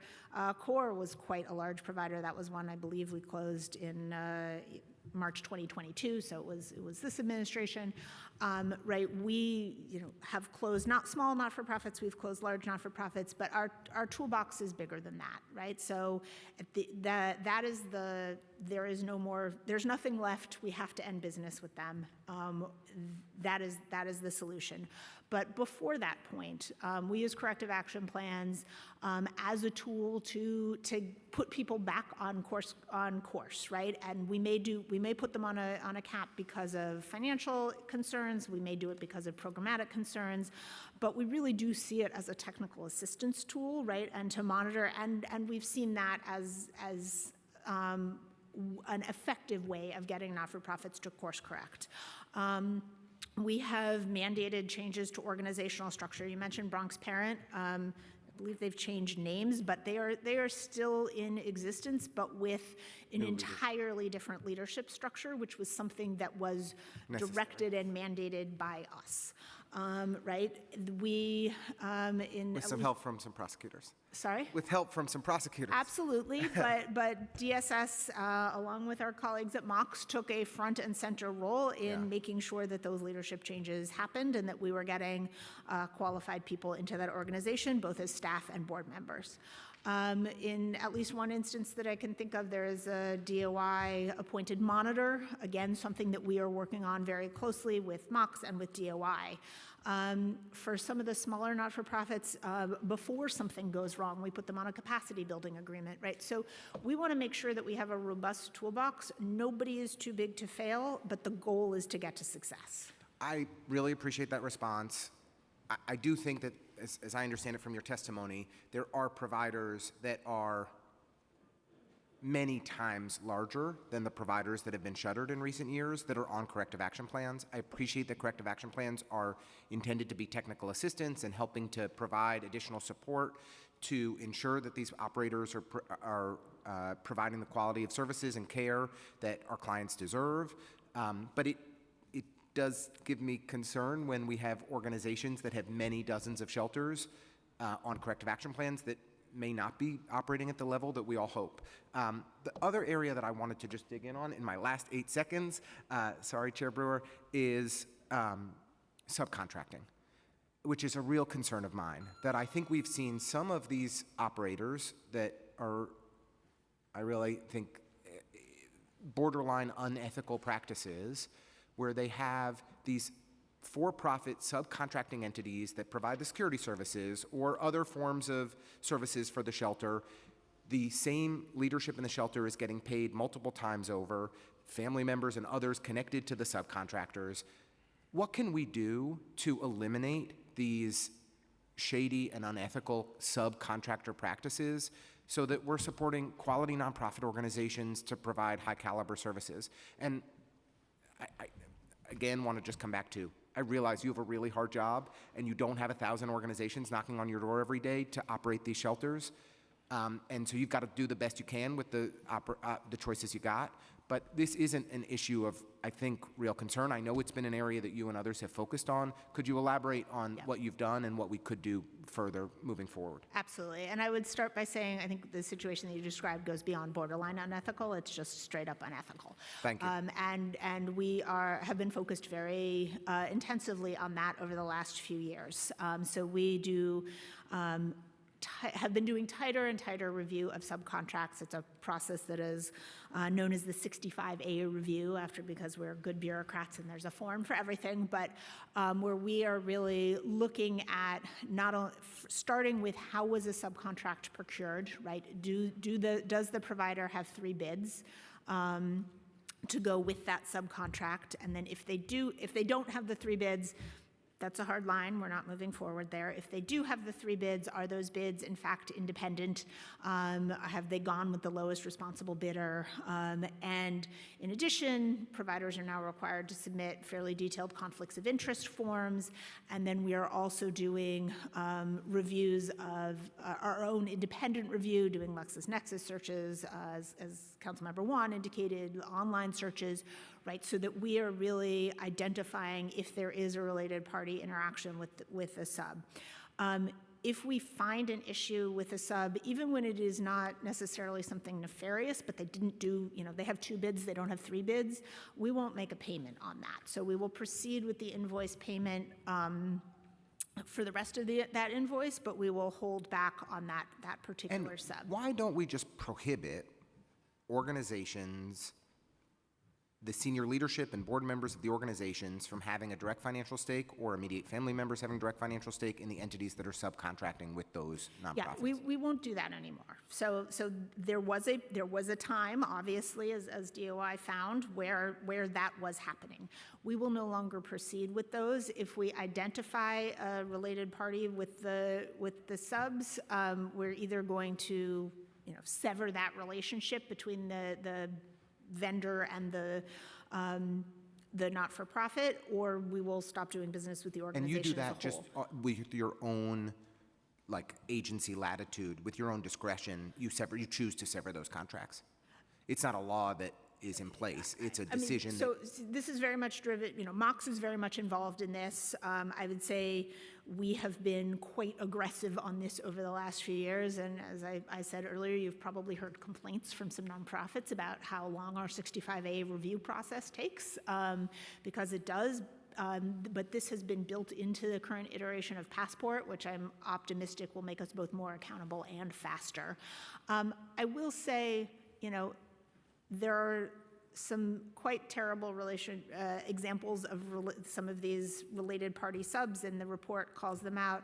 I think there's also some examples that are a little murkier, right? A not-for-profit creates a for-profit subsidiary that is a job training program, for example, for clients. That can still be problematic, but I think not everything starts out as something nefarious. But we are very strict on our subcontract policy at this point. I really appreciate the chance to go a little long. Bedros, it's nice to see you. I haven't seen you in a long time. Thank you for the answers, Commissioner Park. As always, appreciate your thoughtfulness and diligence. Thank you very much, Councilmember Juan, and then Councilmember Banks. Thank you so much, Chair Brewer. I wanted to follow up on Councilmember Sylvina Brooks Powers and Councilmember Susan Zhuang's questions about the new closures that you've recently announced about shelters. It's really clear from what you've spoken about that you want to have equal distribution and equity for where the shelters are built. Yet when we look at a map of where the shelters are, it's 38 shelters in my district, a high density of population of shelters in Southeast Queens and Sylvina Brooks Powers' district, Speaker Adrian Adams' district, Councilmember Salamanca's district in the Bronx, and Councilmember Althea Stevens. It's clear that when you look at it on a map, they are saturated and concentrated in the highest levels of poverty in Black and brown neighborhoods. Can you help me understand what the phases will be for closing down these shelters, in what order? Because the ones that you listed were not for equal distribution or relocation or transferring or anything like that. Sure, thank you. Before I get to your question, I would like to make one more correction on the record. We have 12 providers on CAPS. The 6 that I mentioned are those that are on enhanced review. So I did want to correct the record. So we are absolutely committed to equal distribution of shelters across the city. As I've discussed a number of times, we've had very rapid increase of the shelter census in a very short period of time, which really dramatically increased our utilization of hotels. Hotels were frankly the only real estate that we could open in the time period that in some cases, in the peak of the asylum census that we were opening, 3 or 4 sites a week. It was incredibly challenging for DHS, and I understand for communities as well. It was what we needed to do to be able to meet our legal obligations with the number of people coming into shelter so quickly. Hotels are not distributed equally, and we had to go with the real estate that was available to us. Hotels are absolutely not the right thing to be using for shelter because they are unequally distributed, because they are expensive, because they are not good for clients. So we are highly committed to reducing our hotel footprint. The pace that we are going to be able to do that is going to depend on the reduction of the shelter census and our ability to open, well-designed, fully, more standard contracted shelters. That's something that we're working on aggressively, and we are committed to making sure that we have shelters located across the city. The list of closures that was published, I believe, last week none of those were DHS sites, or maybe one, but that was not primarily a list of DHS sites. It's something that we are working closely with our colleagues at the Mayor's Office of Asylum Seeker Operations and others as DHS takes over the role of retakes over the role as primary sheltering agency for the city. I'm not in a place where I can talk about specific close down plans right now, but certainly we will be looking at distribution of sites going forward. So for those of us who have primarily DHS sites, then we could rest assured most likely those will not be closing. The list that was published last week was specifically non-DHS sites. We DHS will be the long-term sheltering agency for the city, but as I say, I would prefer not to be using hotels at anywhere close to the same level that we are right now. So as we are able to site shelters going forward, that is something that we will look to change. So you will be looking to have equal distribution, not concentration in Black and brown neighborhoods for all these shelters? This has been a clear policy from the start of the administration. I would say that the asylum seeker crisis certainly caused some deviation from that. We'll fully acknowledge that we had to take advantage of the hotel real estate where it existed, but we have been committed to siting shelters in districts across the city, and we will remain so. Okay, and my last question is, DOI recommended centralizing oversight and compliance, fiscal and governance matters within MOC's vendor integrity unit. What challenges do you foresee to implement this recommendation? And can you give us more resources on what concrete steps you've now taken through the vendor compliance cabinet, and what is MOC's target timeline? Who is in this also? Who is in this special compliance cabinet?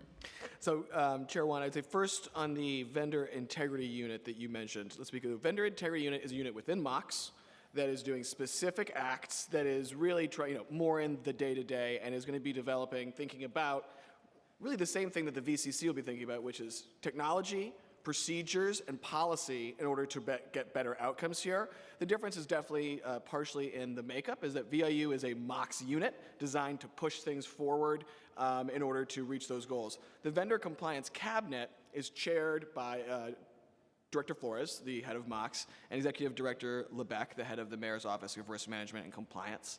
It includes the procuring agencies, and then what I would say is kind of other oversight such as law or the Mayor's Office of Nonprofit Services are advisors and join as needed depending on the nature of the discussion. So you have those two units. In terms of the specific and concrete things that have come out of them, so as I referenced earlier, you have the anti-nepotism policy, which, as the commissioner had stated, originally started with VIU working with DSS and saying, how are we going to deal with these issues, developing these anti-nepotism procedures. Those then elevated to the VCC, to the compliance cabinet, so that we can not work in a silo, because I think that's something that's happened previously is you develop a little policy, but you haven't seen how is it going to work on the ground with your procuring agencies, talking to the ACOs, talking to the program people on the ground who actually know the accountability issues, what tools they need. So we've really put an emphasis. There is a firm structure and a charter to the vendor compliance cabinet that says, here's our goals, here's what we hope to achieve. So anti-nepotism has been is completely out on the street. We have a directive was issued this summer regarding adverse information information, kind of related to a lot of what we've been talking about, enhancing those procedures of saying, agencies, if you see X, you needed to report it to Y, so that we're sharing information, we're getting all of really the making sure we're getting as much of the adverse information as early as possible in order for agencies to make the best decisions. And then I also referenced the conflicts of interest policy and related party transactions. Those have been developed, those have been drafted, they've been shared with various stakeholders, and they are up for implementation presently, and we hope to have those in place for fiscal year, for calendar year 25. And so those, I would say, are some of the concrete steps, although as I think, Chair Wan, as you know well, when we talk about vendor integrity, there are lots of places at Mox that are concerned with vendor integrity. Outside of the VIU has specifically been put in place to drive these tech, policy, and procedural changes to improve outcomes. So you feel confident that you will be able to centralize oversight for compliance, fiscal, and governance under the VIU? I think so. In particular, as to the DOI report, I think we certainly agree that is what we should do, and it is what we have already started doing in creating that vendor integrity unit. I would note, to be absolutely clear, and it's referenced in our response to the DOI report, that DOI does, in phrasing this, it appears that they would envision some more enforcement roles for this vendor integrity unit. And Chair Wan, as you know very well, at Mox, we don't hold the contracts. We are not the ones who necessarily have the tools to get in there. As the Commissioner described, there are people on the ground at the agencies who are doing a lot of this. To the extent that that is in the future state, we're open to considering that. But to be clear, it is not the active state. So the VIU that is currently at Mox is not out on the street enforcing contractual requirements, because that's not the paradigm. As you know, agencies are the first line of defense there, but we are open to, I think Director Flores was saying this is stage one. And there's very much a blue sky thinking here in terms of all issues of vendor responsibility and integrity. This is stage one, and we're open to seeing where this goes. Is there a mechanism in which all of the agencies, ACCOs, talk to each other? Yes, there's a procurement leaders meeting once a month.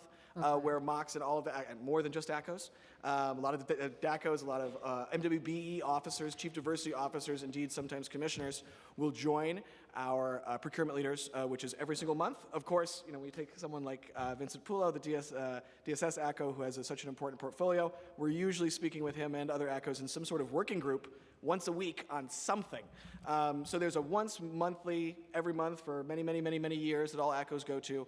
But also, I think, especially when you consider things like the VCC and these working groups and these procedures, we're holding a lot of informal gatherings of ACCOs in the human services space, ACCOs in the construction space, and really because they're going to see they have the boots on the ground and they see the issues in real time. So we can't improve the procedures and the policies if we're not working hand in hand with our ACCO shops. And last question, I promise. Why did Mox reject several of DOI's recommendations regarding systems and data management? Are you doing alternative approaches? Is there a specific recommendation you were thinking of, Chair? Do you remember?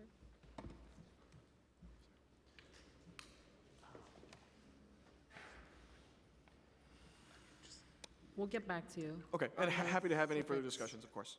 Thank you. You should invite her to the procurement meetings. They'll be going on for a long time. Indeed. I love her questions. We're welcoming Middle School 158. I think they are in. Welcome, school. Councilmember Palladino's district. Welcome, welcome. Glad you're here. Next is Councilmember Stevens and then Banks. Hello, good afternoon. I guess for me, some of the questions I always have, and just think about when we're thinking about even the landscape of nonprofits and the contracting in the city. We have a lot of nonprofits who hold a lot of contracts with the city. And so I'm just trying to get a better understanding of how is that evaluated when we're thinking about new contracts, and especially like with shelters, because that's such a big overhaul. And because I feel like a lot of times we look at them as jack of all trades, and that's not the case. And so are we looking to start thinking about maybe having more of an evaluation and factoring that in to kind of get people to stay more in a niche, because often people are following the money and the trends, and so they'll jump and put their hats in the ring to have all these different contracts. So how's that taken into consideration when thinking about giving out a contract, especially for something as big as a shelter? Thank you, Councilmember. Very good question. So when we're reviewing a proposal that comes in through our open-ended RFP, which is how we solicit and review new shelter proposals, one of the criteria that we're looking at is provider capacity. And we're looking to balance two things. One is some level of experience, right? I think providing shelter services is a skill in and of itself. It is challenging. There's particular both operational and human service skill sets that are needed, and also compliance with city government rules and regulations, as we've been talking about all morning, right, is challenging. So we're looking to balance experience with also capacity and bandwidth. But if we're only looking, because I understand the capacity piece, but even with the experience, sometimes that takes new people out of the running because they're not able to do it. And we often know that sometimes the city goes to specific folks and say, I need you to take this contract. Right. And that happens often. So, yeah, so sorry, let me finish the thought here. So, one of the ways that we look at experience is we try to take a broad definition so that it includes not just have you run a shelter in New York City, because then we're only ever going to the same pool. Have you operated shelter elsewhere in another jurisdiction? Or maybe you haven't operated shelter any place, but you have other human service contracts with the city of New York that provides a relevant skill set. So we want But I think even with that gets really hard, because even with the model it has, right, because we run on a reimbursement policy that also takes a lot of people out of running. You have to have a certain amount of endowment, and you have to have the money up front to put it forward. So if we're going to the same group of people, which is why I think when we're thinking about payment, we're putting people in a cycle of poverty, because now they have multiple contracts with the city who they have to pay up front, and then we know that they're all being paid late. And so even by definition of the way we're thinking about giving out contracts, we are putting organizations at a deficit. Right. So we've added about a dozen new providers over the last 2 years. I think one of the very few silver linings of growing very rapidly is that we have been able to bring in a number of new providers. Some of those are relatively large organizations that just haven't done work with DHS before, but many of them are quite small organizations. We do recognize that contracting with the city can be complicated. We are looking to provide technical assistance and support to organizations to do that. So we offer, for example, what we call our capacity building agreement, which is really hands-on technical assistance work to support not-for-profits that wanted to do business with the city. Okay. I have one more question, so I'm just going to stop you there, and we can definitely continue the conversation, because I do think we need to get to a place where we're looking at all the players that are getting these contracts and then trying to make sure that we're balancing it out, because, we do have a group of folks, and when you look at some of the executive salaries, they have a lot of the city's contracts. And so I think even some of the questioning from my colleagues can speak to that of like, well, then how are we justifying this, right? So we have, folks making $500,000 and then they're getting, the bulk of the contracts from the city, it becomes a problem. So I think we definitely need to be looking at the bigger spectrum, like as RFPs are coming in, how many contracts they have at DSS, DYCD, ACS, and all these different things, because a lot of these organizations over the spectrum are getting a lot of contracts from the city. And here's the thing, I'm not saying they don't do good work, but what I'm saying is we also have to think about like how are we also evaluating it for them to get the RFPs, and then thinking about how are we eliminating other people from getting them. I mean, one of the biggest ways is that we are on reimbursement, but that's not your fault, but we're gonna work on that.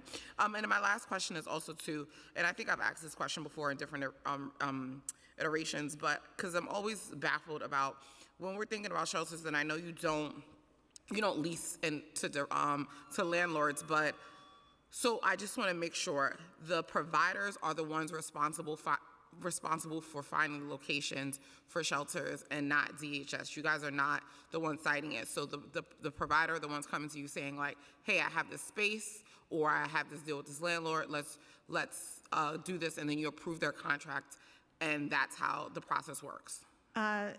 Essentially, yes. So one of the threshold criteria for when you're applying through our open-ended RFP, when a not-for-profit is applying through open-ended RFP, is that they have some form of site control. That doesn't necessarily mean that they have an executed lease, something like that, but it means that they at least have a letter of intent from a landlord. So they have to find the site, but we we can review a site and say this does or doesn't work as shelter, right? So, and that could be for a whole variety of reasons, right? It could be that it's too small, it's too big, it's too... Is it ever because this location has so many shelters in the area? Yes, absolutely. How often does that happen? More often than you would think. Interesting. It doesn't happen so much in my district, but you've been nice to me, so I'm not going to be mean today. But I think that that's something that we definitely even think about in the process of like, are there areas we should just like say, this is a frozen zone for right now because it's so saturated, and how do we move forward? Because I think even with providers, if they are like, oh, we need to find the space, they're just going to go out and they're not looking to think like, oh, is there another shelter down the block, or is there one in the area? Because like that's not their landscape. They're gonna, real estate is ridiculous in the city right now, and so it also puts them in a position where they're not able to like provide. And so I think we need to think about what does that look like, for the next RFPs that are coming out. Happy to collaborate on that. Absolutely. So we'll definitely talk soon. Thank you. Councilmember Banks. Thank you, Madam Chair. First of all, good to see you, Commissioner. I just want to know, are there any shelters slated for the 42nd Council District to open up? Any new shelters slated? I don't have my list of shelter openings with me, but I'm happy to follow up offline. And then the list of closures, any slated closures? Happy to follow up offline. All right, well, we look forward to that information. And I want to dive deeper into the services that the shelters provide, particularly the sponsors, like Samaritan Village, which has quite a couple of shelters in my district. I believe SUS, which is also another provider shelters in the district. In the 42nd Council District, I want to know when the deliverables that they are obligated to provide for the residents in the shelter. Who provides the oversight when it comes to that? Because we've had multiple conversations with a lot of the providers in the district, and we don't see this. We don't hear or even see the social services that are being provided. A lot of the residents are roaming the streets. They put out at a certain time, and we see that constantly. And listen, I don't. It seems like that just creates a war on homeowners, business owners, on our community. And I want to know exactly what's being done by these providers when they get in. I mean, are we just providing food and shelter, or are these providers obligated contractually to provide some type of social service, whether it's mental health, life skills, you name it? Right. So let me just start with one clarification for the record. We do not, and haven't for, 10 or 15 years, require shelters to close during the day. That was the policy, and I know many people believe that it still is. Clients can they can stay indoors during the day. That they are not required to, but they can. I just wanted to make sure that we were all on the same page there. Let me ask you this: during the day, during the times when the shelter is open, what services are there? Services that are available for the residents? So every shelter has some form of wraparound services. What that looks like is going to depend. There's some things that are consistent across every shelter, right? So every shelter is going to have caseworkers.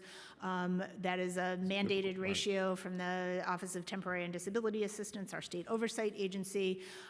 Virtually every site has housing specialists, people who are focused on permanent housing placements. I say virtually every, and a handful of sites, it's the caseworkers also doing that work. But and then beyond that, the specific nature of the services is going to vary a little bit depending on what population served, right? So families with children, sets of services are going to look a little bit different than single adults. And then within single adults, we have different types of program shelters. So we have shelters that are geared towards people who are employed or employable. We have shelters that are geared towards seniors, to people with behavioral health diagnoses. So it ranges. But absolutely every site has social services, and the expectation is that people are focused on social service provision and on permanent housing placements. One of the, Can you tell me the services that Samaritan Village provides? There's a 200-bed women's shelter right on Van Sicklen and New Lots. And from even speaking to some of the residents that live there, they say there's no services being provided to them. So I don't know what you're seeing on your level, but it's not trickulating down to the ground of the folks who are in the shelters.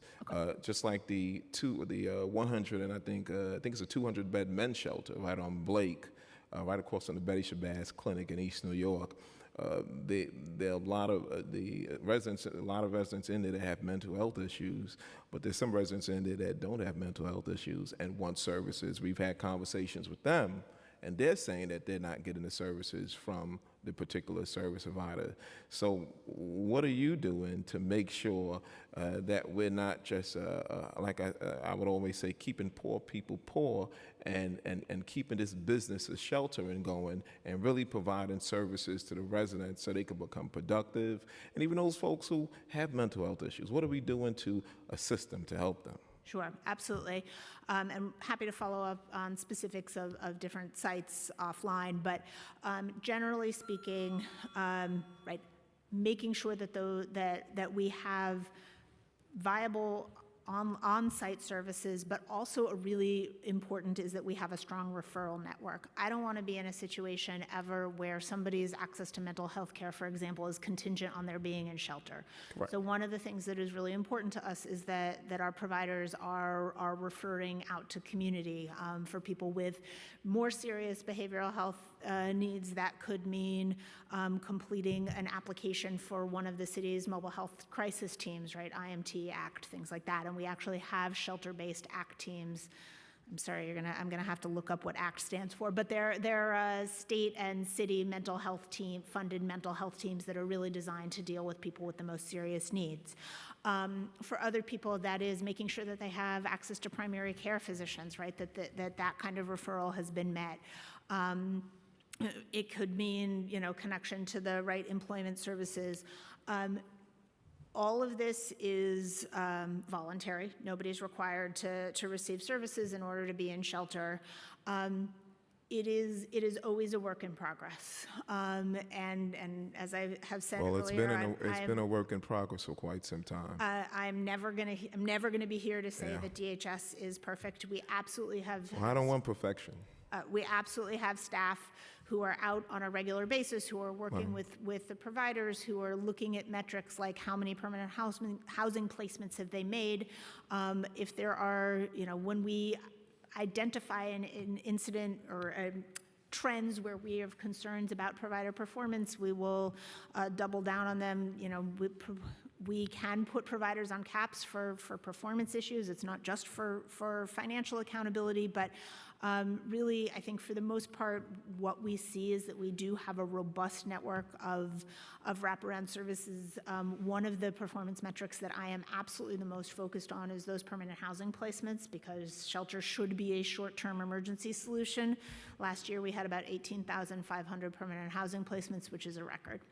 Well, listen, it's easy to sit here in City Hall and to regurgitate that and to say that, but I would encourage you, if you would come and take a tour with me through my district, and we can speak to some of the shelter residents, and I'll let them express the same thing I expressed to you. Happy to do it. Right. Thank you. I know that the commissioner has to leave at 1. I just have one question. The people who are sometimes coming into the shelter come from off the street, and my understanding is that there's an $8 million hotspot funding cut that DHS is proposing for those who are doing the outreach. Can you just talk about that? Because it does seem to me that that's going to cut an awful lot of outreach workers who do help keep people off the street and then go into your shelters. Yeah, street outreach is some of the most challenging and most important work that we do. I think you probably heard me say this last night, council member. I think street outreach is probably the hardest job in the city of New York, and we are totally committed to it. We have a number of places in our budget where where there's funding that for a whole variety of reasons isn't baselined. So this isn't a place where we're requesting a cut, but where we're working with OMB to address funding needs on a year-by-year basis. But we are completely committed to our street hours. But we need the $8 million back. We do not need it cut. We are losing people who will be keeping those off the street. We are working very closely with OMB on that. Okay, I will keep talking about that. Councilmember Wan, to close it out because the commissioner has to leave. If you have a quick question. I just wanted to make sure that I got to ask this question before you left. There was an article on November 20th in Hellgate that exposed the city and state's lack of city and state's oversight on halal certification for migrant shelters and the food that they're getting. The site in question was a city-run migrant site where a for-profit vendor was providing halal food that were not only bad quality, I believe it was Riviera Caterings, because I have the same issue at Estelle Place in my district, where Riviera, I've had multiple constituents complain that it was not halal food. So they are continuing to claim inaccurately that they are halal, and despite the protest of Muslim migrants. What is the city's plan to reform the oversight process to ensure that meals are appropriate for halal observing clients and that there is no fraudulent claims like that? So I'm going to confirm and we'll follow up with you, but I believe that was not in the DHS system, so which limits my ability to speak to the specifics. We absolutely take people's food needs very seriously, whether they are religious or dietary, and to the best of my knowledge, we have not had specific complaints on that within the DHS system, but I will certainly follow up. So does DHS have follow a certification process? Because there is a halal certification countrywide that you can receive to serve halal food. So in most instances, the way that food is delivered within the DHS system is that the provider typically has a subcontract for their food vendor. We obligate people to those providers to meet the religious and dietary needs of clients, and so the providers are obligated to provide, halal or kosher or whatever the specifics are. As I say, it is something that, and we have a dietitian on staff whose job it is to monitor compliance with dietary restrictions, as well as the team that oversees our reasonable accommodations, which is typically how specific meals are requested.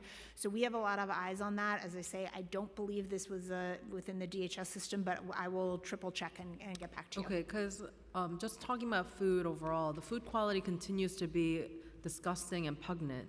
We had to meet with your team for Paper Factory Hotel because the shelter residents were providing the food back to us again, asking us to smell it, to look at it. It was from Riviera Caterers. So Riviera and Regina's Caterers continue to get mass amounts of food subcontracts in the DHS system, even though the food quality has been proven time and time again to be inedible. And we're spending more than $500 million on all of these foods that are inedible.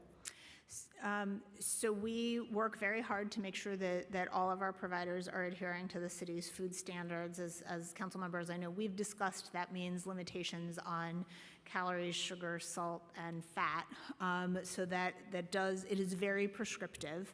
But we are also actively working to bring more vendors into the food space. We think this is an area that is very ripe for MWBE partnerships. So we've been doing a lot of what we call our matchmaking events, where we're bringing together providers who are our prime contractors with subcontractors in various fields. Particularly, food is an area of focus.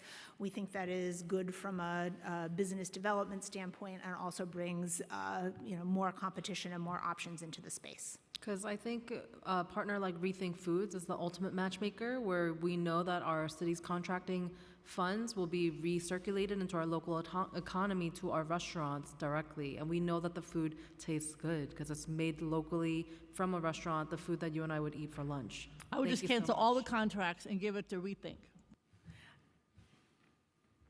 Understood. All right. Thank you. Thank you very much, Commissioner and staff, and we look forward to working with you. Thank you very much for your testimony. Public testimony. I open the hearing for public testimony. I remind members that this is a government proceeding. Decorum shall be observed. The public needs to be silent at all times. The witness table is reserved for people who wish to testify. No video recording or photography is allowed from that table. Members of the public may not present audio or video recordings as testimony, but you can submit transcripts of such recordings to the Sergeant at Arms for inclusion in the hearing record.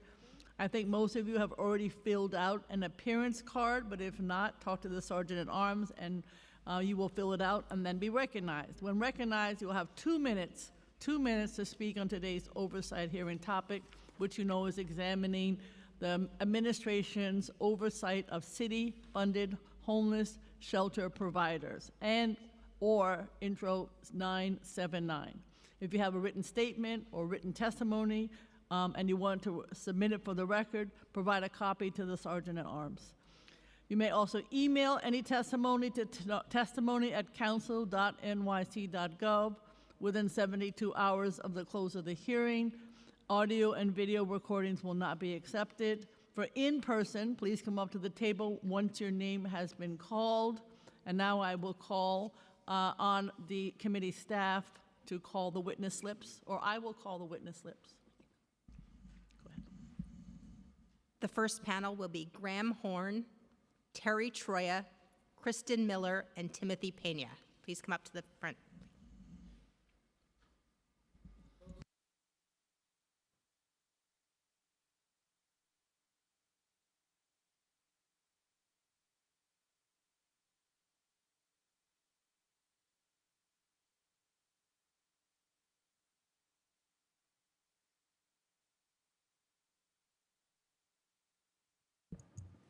Whomever would like to start, go ahead.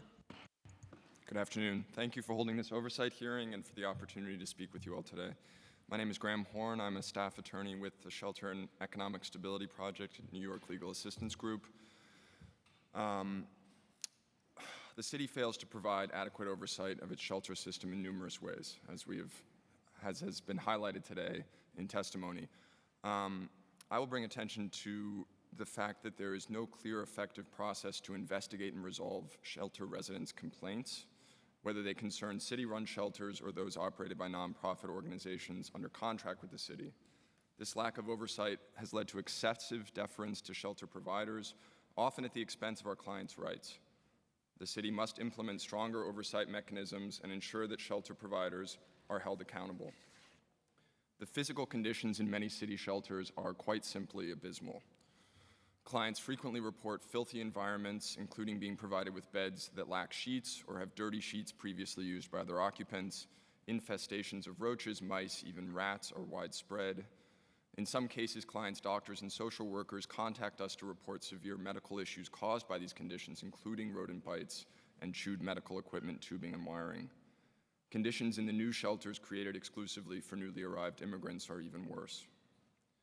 NILAG clients routinely report negative and harmful experiences with staff at intake centers and shelters.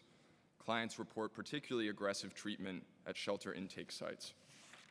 Many of my clients remain street homeless not because they refuse to seek shelter, but because they are unable to navigate the difficult and hostile intake process. Some believe they were denied shelter because security guards or front desk staff told them they were ineligible before they could even apply. Once in shelter, many clients continue to face hostile and aggressive behavior from staff. This is especially harmful for clients living with severe mental illnesses, which can make adhering to rigid shelter rules particularly challenging. I will follow up. Just wrap up. Okay, thank you. Clients' frequent report of thefts committed by shelter staff reveal the extent to which oversight and accountability are absent in the city shelters. This could possibly be accomplished through a CCRB-style organization, independent agency empowered to receive, investigate, make findings, and recommend action on complaints. Thank you all, and thank you especially Chair Juan and co-sponsors for your efforts to improve provision of food in city shelters. Thank you very much, and you'll be submitting your testimony. I will. Go ahead. Thank you. Good afternoon. My name is Kristen Miller, and I'm Executive Director of Homeless Services United, HSU, which represents about 50 nonprofit shelter and homeless service providers across New York City. We thank you all for your ongoing support of people experiencing homelessness and those nonprofits that provide services to them. Today, the Council is looking at DOI's report examining the risk of corruption in organizations contracted with DHS. As we've been talking about, this examination began over 4 years ago. Our members strive to operate top-notch programs that operate in full compliance with the multitude of oversight required of them. We've talked about it today. This includes annual audits, random audits, financial filings with the city, state, federal government, reporting to all funders, whether public or private, and of course the IRS. Audits serve an important purpose, to root out nefarious activities. In fact, the DOI report did find some bad actors, which were not members of ours, and are no longer doing business with the city in most cases. And that's how it should be. However, this 101-page report went on to engage hypotheticals, pointing out possible areas of risk for corruption, not corrupt activities, and areas in which the city must provide clearer reporting guidelines. My members welcome succinct policies and procedures so that they are easily able to comply with the oversight required of them. The alarming issue, however, is the amount of money owed to nonprofits, often due to the inability of DSS to process budget actions in a consistent and timely manner. I last testified to the council about this in June, where I reported members owed as much as $30 million. I'm sad to say today that number is close to $50 million per organization, not in total, but some organizations are owed $50 million by DSS. I'm calling on the council today, if I may finish, thank you, to demand that the city provide resources to DSS so that mountains of budget actions can quickly be processed and approved. Until the city puts resources into this paperwork needed to process the paperwork needed for approvals, we will never dig our way out of this. Just want to comment, in my testimony, I go into detail about the food bill 979.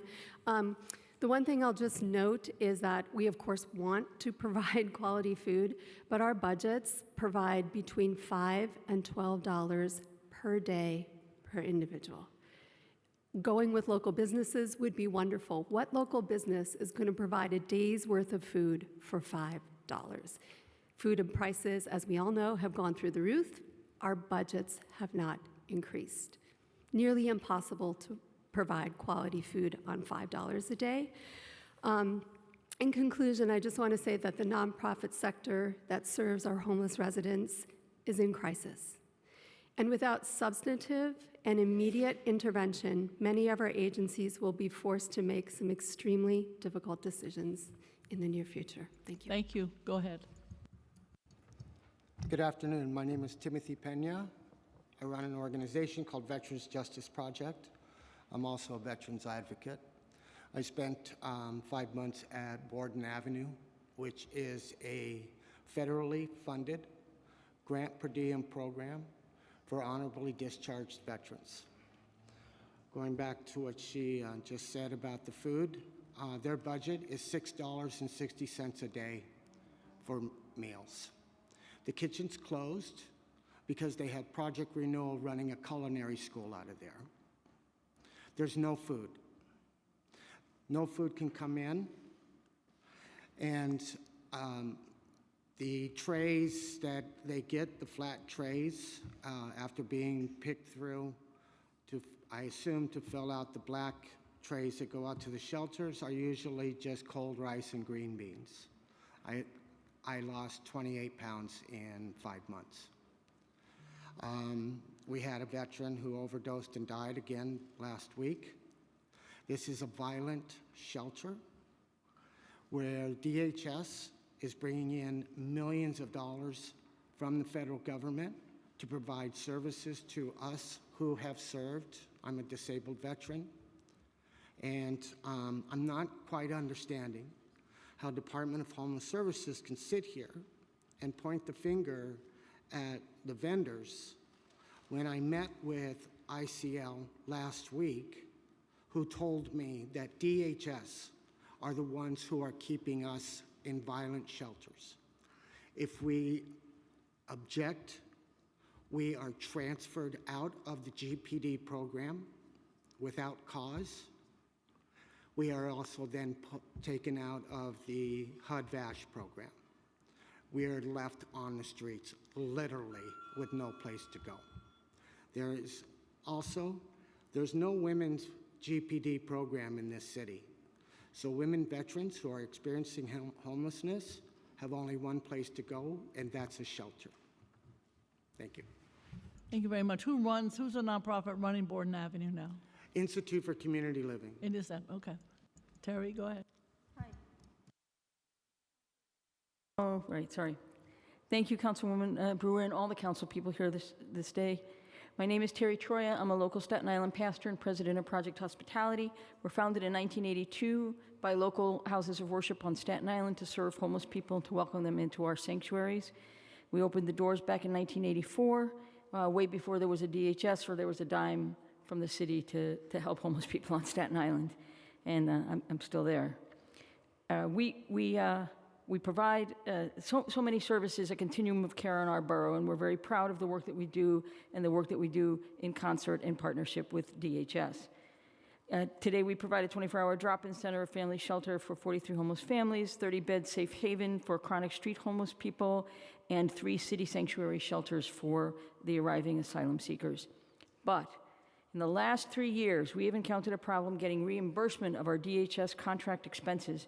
In the last 2 years, we have taken out three loans, and it's been very difficult for us to sustain lines of credit and leverage that with collateral from the agency. On May 2nd, I met with Deputy Mayor Isom about our cash flow problems. She connected us with the DSS CFO, Vincent Pulo, who has been just marvelous towards us. We actually met with him this morning again by phone.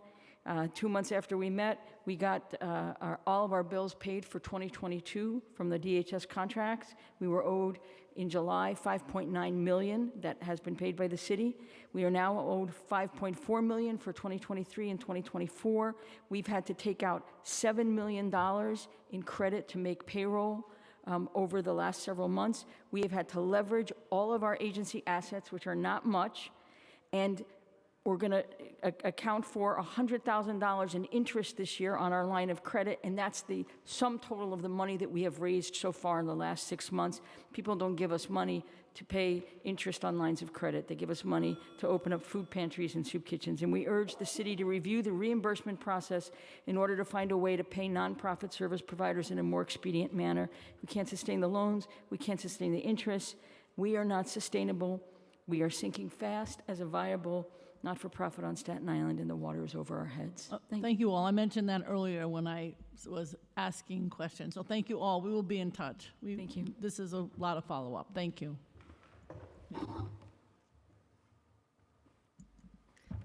The next panel will be Jim Tranks, Elliot Schildkraut, Pat O'Connell, and Barbara Hughes. Apologies if I messed up any of those names. Please come to the witness stand.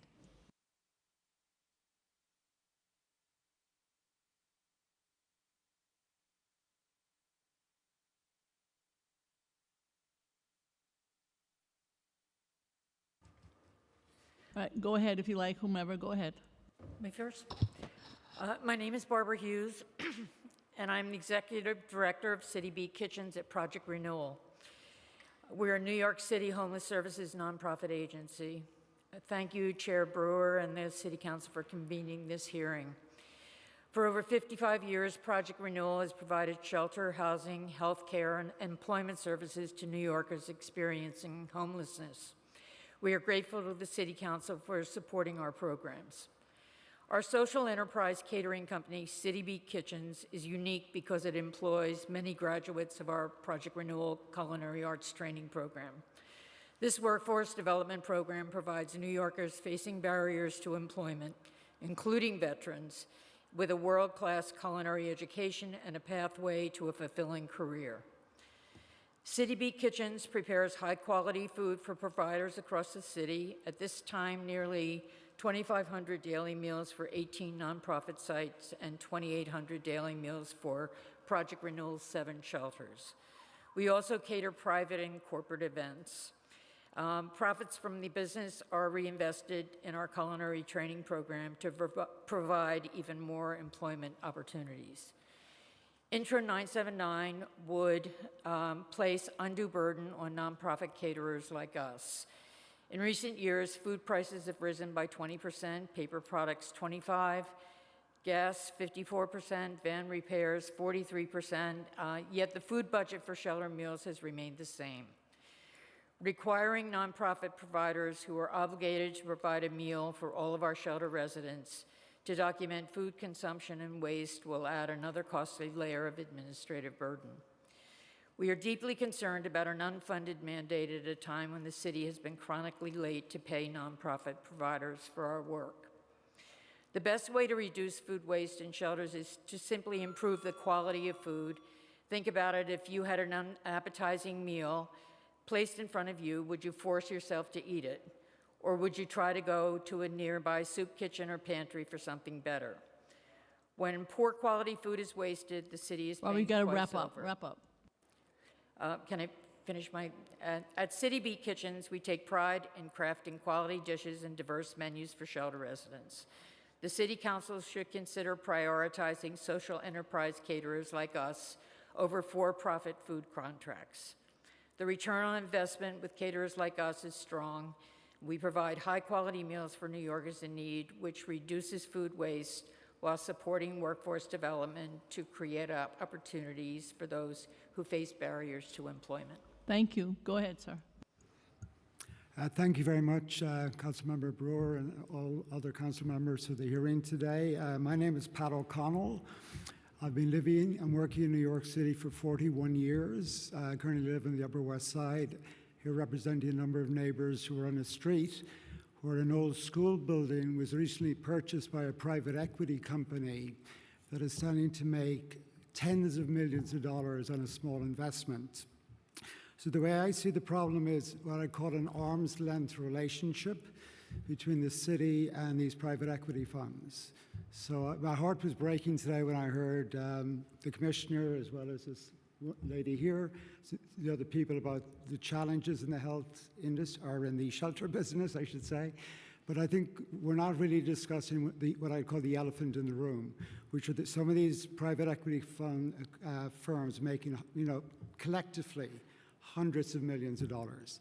So specifically, without mentioning any company or any place, but you have a combination of real estate companies selling buildings to private equity companies under one guise, and then the private equity company does a deal with one of the shelter providers. And in this particular case that I'm talking about, the building was sold for $15 million. The private equity company put on $5 million with a mortgage of $9.6 million, and they're going to stand to make something like $28 million in 9 years. So not only will they pay off their mortgage, they'll also be able to get back their investment, but they're making essentially $28 million and $5 million investment. As best we know, this company is doing this in multiple places in the city. So this one private equity firm stands to make hundreds of millions of dollars. And I don't blame anybody here, but it's a case of inadvertently the city is giving money into private hands. So I would just ask you to think about that as you look at other issues. And thank you very much for your attention. Thank you both very much. I know you're talking about, I'm happy to mention it, Bayrock, and I am totally opposed to what they're doing. I know there are others who feel the same way, and we continue to fight. Thank you very much. Thank you both. The next panel will be Elena Rostovsky, Matt Joswiak, Sharon Brown, and Muma Lacey.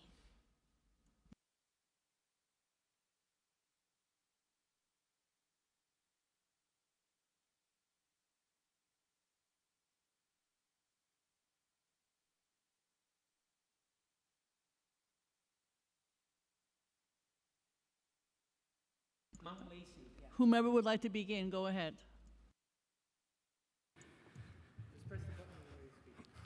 Dear chairs, thank you for the opportunity to testify today.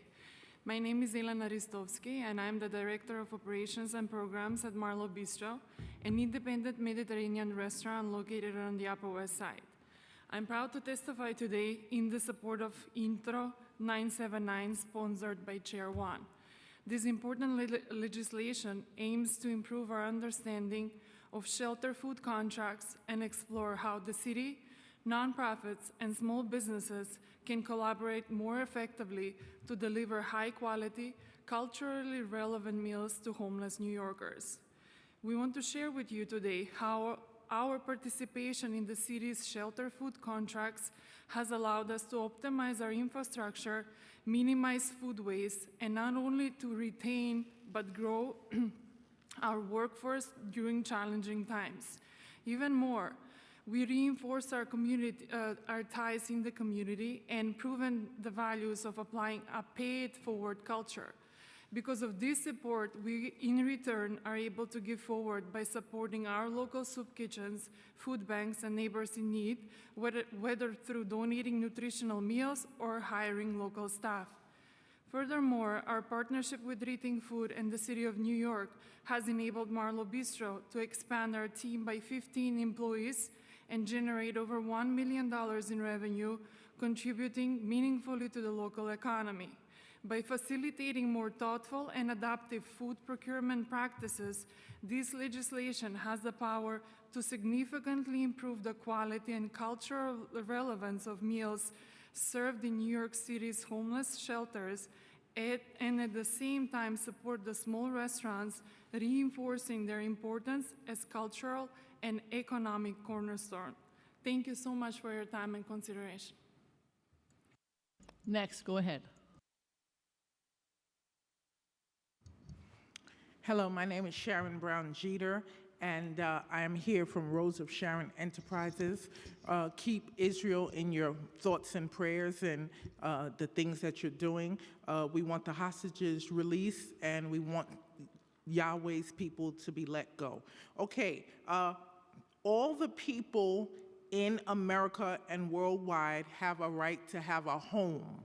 They have a right to have a shelter, which is a home, an apartment, or a house. We are not going to warehouse bodies in shelters anymore. The word shelter means the same thing that you and I live in, an apartment or a house, not a shelter. We are no longer building shelters and then saying, oh my goodness, we're gonna get it right this time. Oh my gosh, did we not feed them the right food this time? Are we still getting the bad food from these people? So what did they eat during that time? So they're not getting the funding that they need.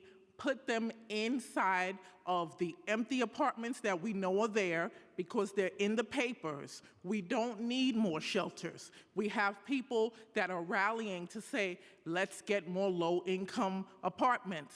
Build apartments. If you can build a short shelter, build a tall apartment. Let the people come out and rally about how tall the building is because you put people inside and cured the homeless problem. Let them yell at us for curing the homeless problem, not for continually building shelters that we are clear does not work. So the shelter idea, we're going to torpedo that. That's not going to happen anymore. We're moving forward and making sure that people are not going to be forced into mental programs so they can go into jail over and over, go into shelter. So people go from shelter to shelter to shelter. Put people in houses where they belong. God has made it available for everyone. Thank you very much. You're welcome.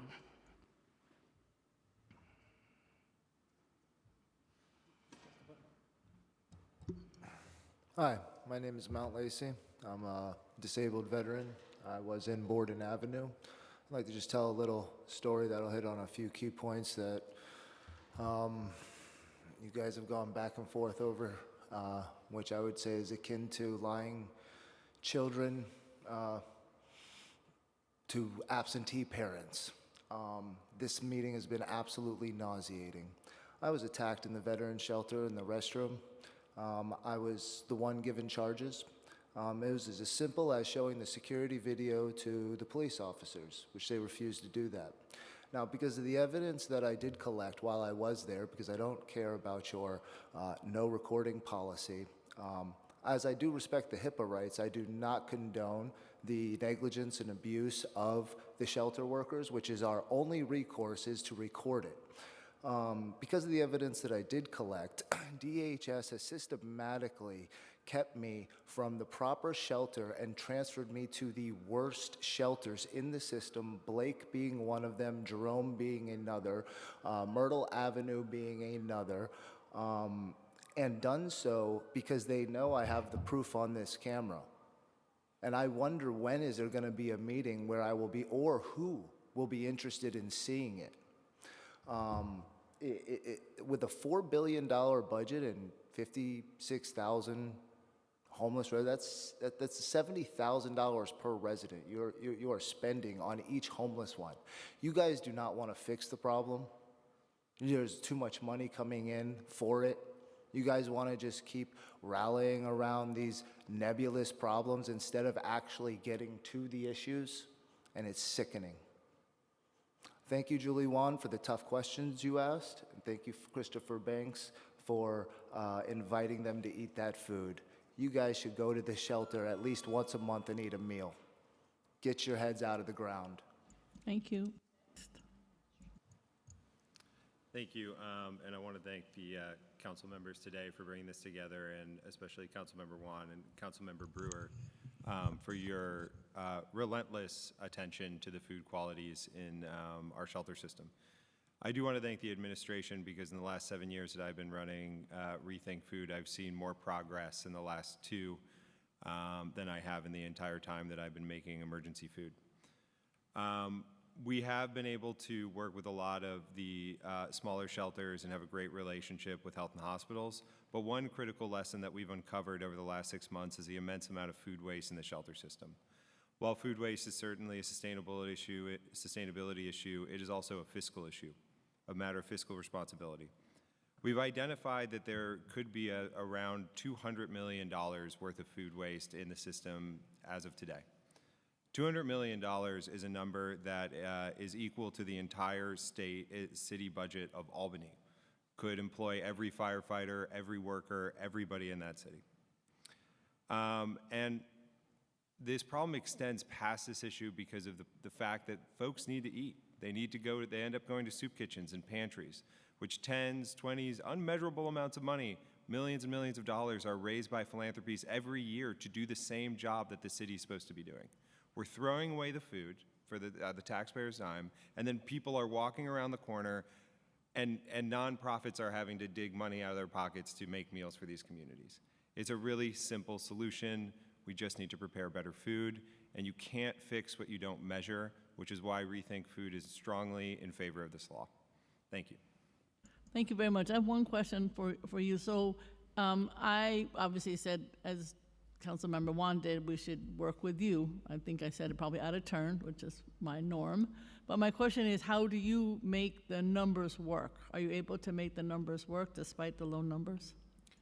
Yes, we can operate between, the lowest we've been able to go is around $9.50 to $10 a day. We do this at a loss for our organization, council member. Our organization will lose money, but the way that we look at it is if we make better food for 50 cents that we lose on that meal, then we don't have to feed them down the street for $5 a person. And so the math makes sense for us. Thank you very much.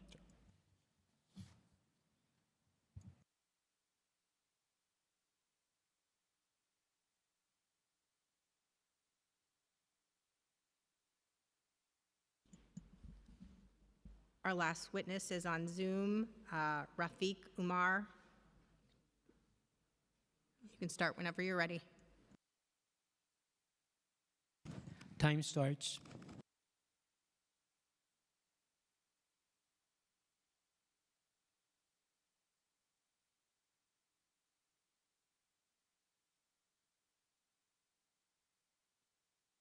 Can everybody hear me? Yes. Yep, we can hear you. Perfect. Dear respected members of the City Council, my name is Imam Mansour Rafiq Umar. I'm the president and CEO of Halal Watch World, first and only halal certification agency based in the Capital Region and upstate New York. As a leading certifier for nearly 4 decades, we've worked tirelessly to ensure halal integrity, providing trusted oversight for halal-conscious consumers and organizations. I've also served as the head chaplain of SUNY Albany, and additionally, I was appointed by Governor Hochul last year to the Interfaith Council as the only Muslim imam. We also represent 43 schools throughout New York City in oversight and ensuring that products are halal and those products are proper for the students to be consuming. One of the biggest issues that was mentioned at the end of the council members'